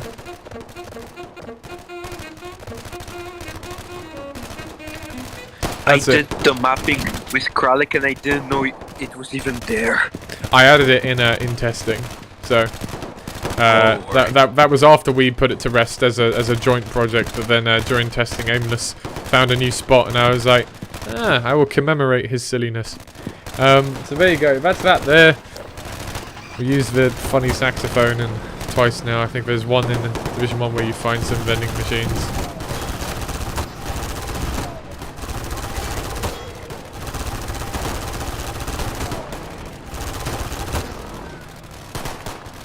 Alright.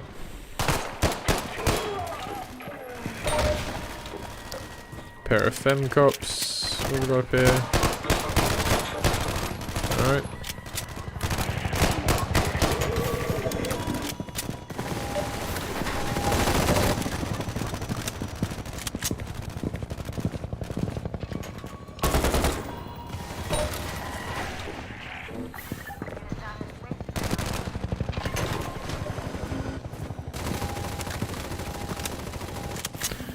Okay.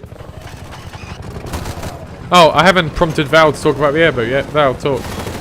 Airboat. Go. So about the airboat, so there's a lot of talk about it.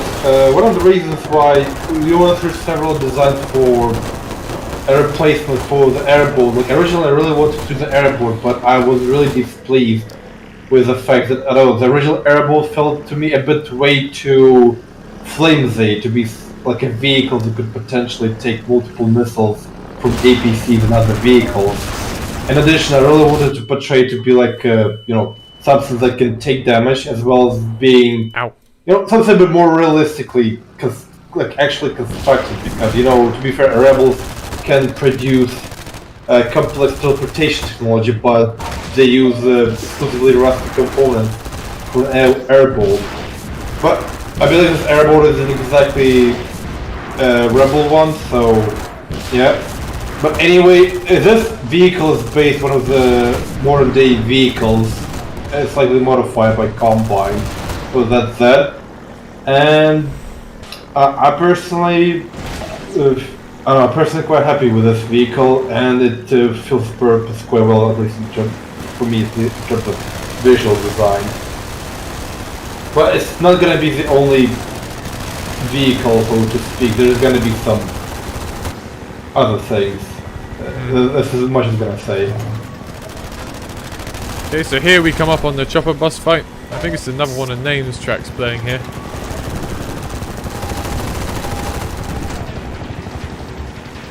Oh yeah, this is my truck. I think I initially made this for the promo we did ages ago for 1.2, I think. But yes. This is the full version. Yeah. Also, it probably needs to be boosted a bit because the airboat personally takes over a lot of sound. Yeah. I say the lag in this area is a known issue. Still trying to figure out what the fuck is going on with it. But there you go. There's no reason it should be lagging as much as it is, but it is. So, it's not on us to have a go at Valve. It's on us to figure out what the fuck's going on with this. So,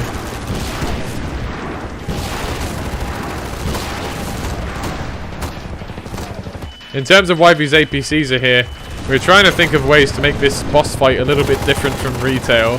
So instead of having the loads and loads of bombs come over, one of the initial ideas was to give it rockets. But that's something that we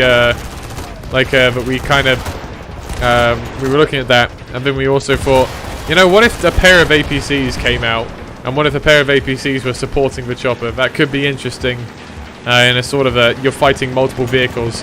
I think one of the other crazy ideas that was floating about for a little bit was the possibility of having 2 choppers at once in here. But, you know, I think a chopper and 2 APCs won the day. It's one of those things where we'd still like to tweak it. I think I'd still like to give the chopper rockets because the APCs are actually ones that are really troublesome here. But at that, we are at the end of the demo. So I will let the credits play with the credits track, which is put together by CW. It's the same one that we used in Division 1. So there you go. And I will drink my tea for a second. So enjoy the credits. Enjoy of that. We will answer some more questions at the end.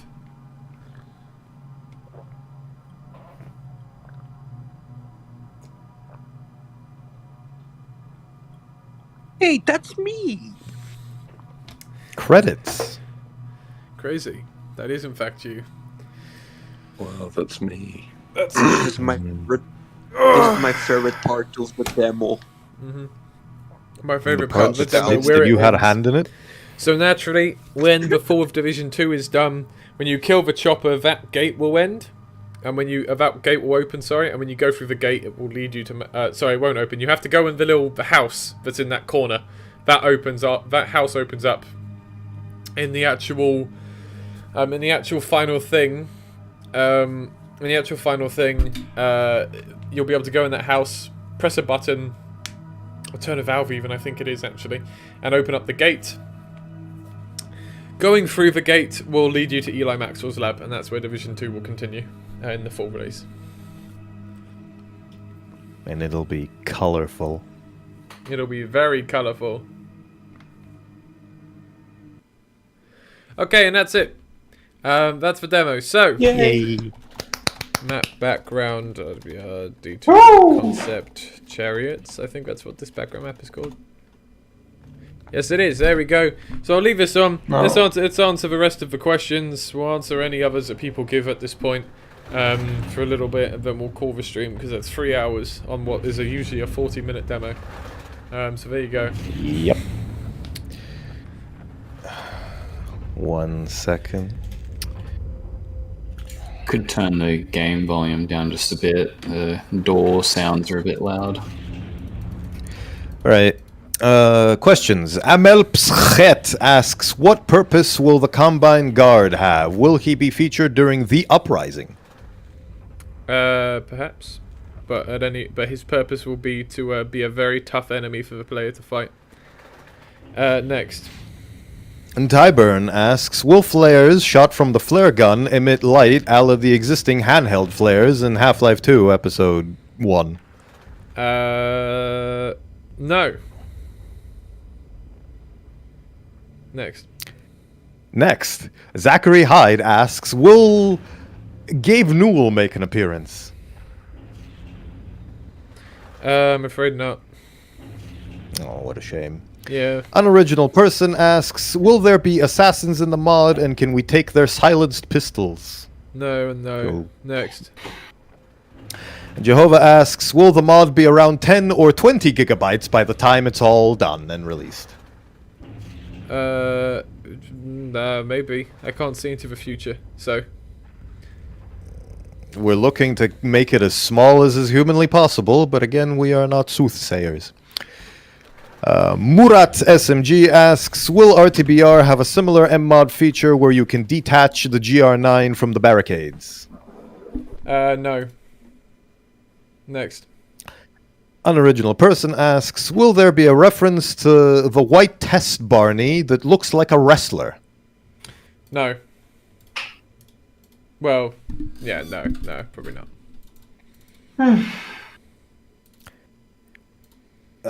Jehovah asks, will the Spaz 12 shotgun hold 8 shells instead of 6 like it's supposed to? Yeah, it already does, doesn't it? I'm pretty sure it does, yeah. In our internal end, yeah. It does. Unoriginal person asks, will we see Dr. Cohort or Chort or Court in the mod? Yes.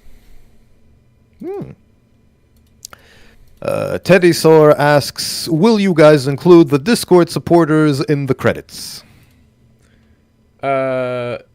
There's gonna be hundreds of them, so maybe not. Like some people who do very particular, very special things, like Cvox who did that background map, sure. But otherwise, probably not everybody. I'm sorry, guys, just too many of you.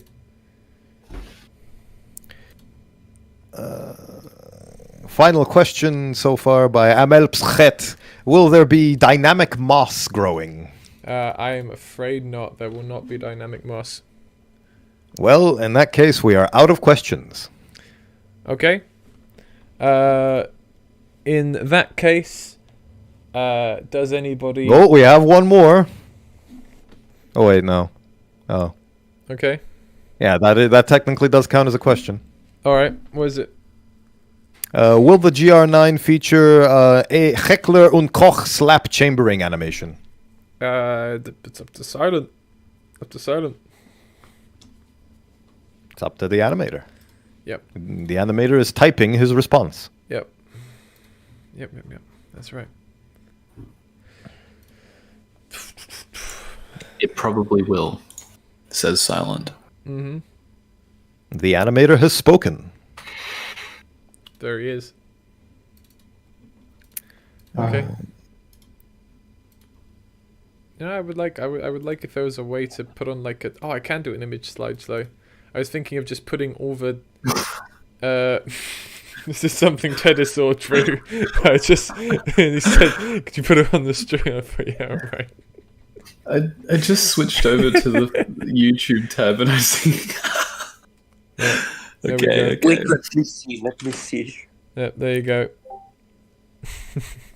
Great. Will there be an upgrade? I can read these questions myself now. Will there be an upgrade for the SMG? Grenade launcher? Nope. OCW will have the grenade launcher.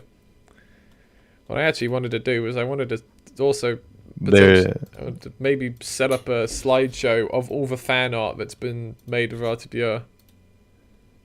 Except it's yeah. Thank you OBS for being great and not very productive in terms of sizing. I'll find a better way to do this in the future. You know, it's not bad.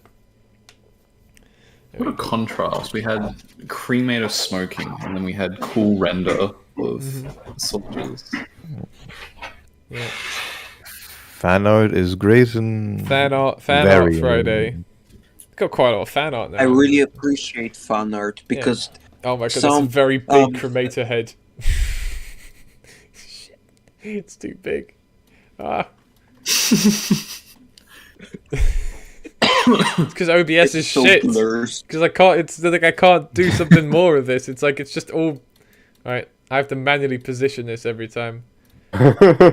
Good place to end the stream. Let's just go. I'm just gonna show the fan art on the screen that's been drawn so far. Most of this by Teddy Saw, who does a lot of fan art. And I guess we're done taking questions then.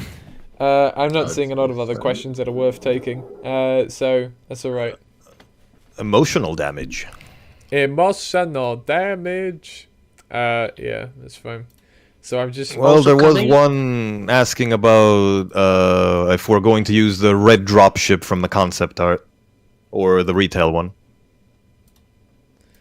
Red one. But I was thinking, someone made a good suggestion that the retail dropship could be used for stuff like the Striders, right? Like the big things, to still carry them. And then the small one could be like a personnel carrier thing. So, yeah. Well. Also, I wanted to thank one of my friends, Gabe. She really helped me a lot with my moving. Yeah, that's all I wanted to say. Fair enough. Ah, so sweet. Well, I guess the QA portion is done. Yeah, I've just been leaving on the fan art, which is made by various people, including EA45 off the top of my head, Teddy Saw. There's another guy who did some stuff. was his name Gerino or something? Maybe it wasn't. No, I don't think it was Gerino. And alright, back to this one. That's pretty good. Some pixel art and stuff like that. I really like that one. Tedasaur, make me a fucking transparent one of that. I'll put it as an emoji on the Discord. Thank you. I would be really happy to just have a set of cremator themed emojis like this, to be honest. That make me very happy. The cremator is the mascot of RTBR. Yeah, well, it's not even a mascot of the beta, really. It's probably the most well-known beta enemy. And I really like our cremator, so... Ooh, I this always- one's really good.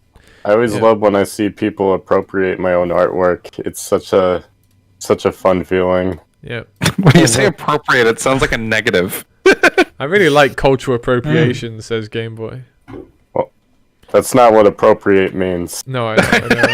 It's just the negative connotation with that word. I'm being funny. Sorry, I'm trying to be funny and failing. Well, RTPR is cancelled. All right. Well, I think that's it, everybody. I think we've done plenty of playing of stuff, and that's all the fan art, and the stream went on for ages. So thank you for watching. As I say, the plan right now is to not do another public update until Division 2 is done.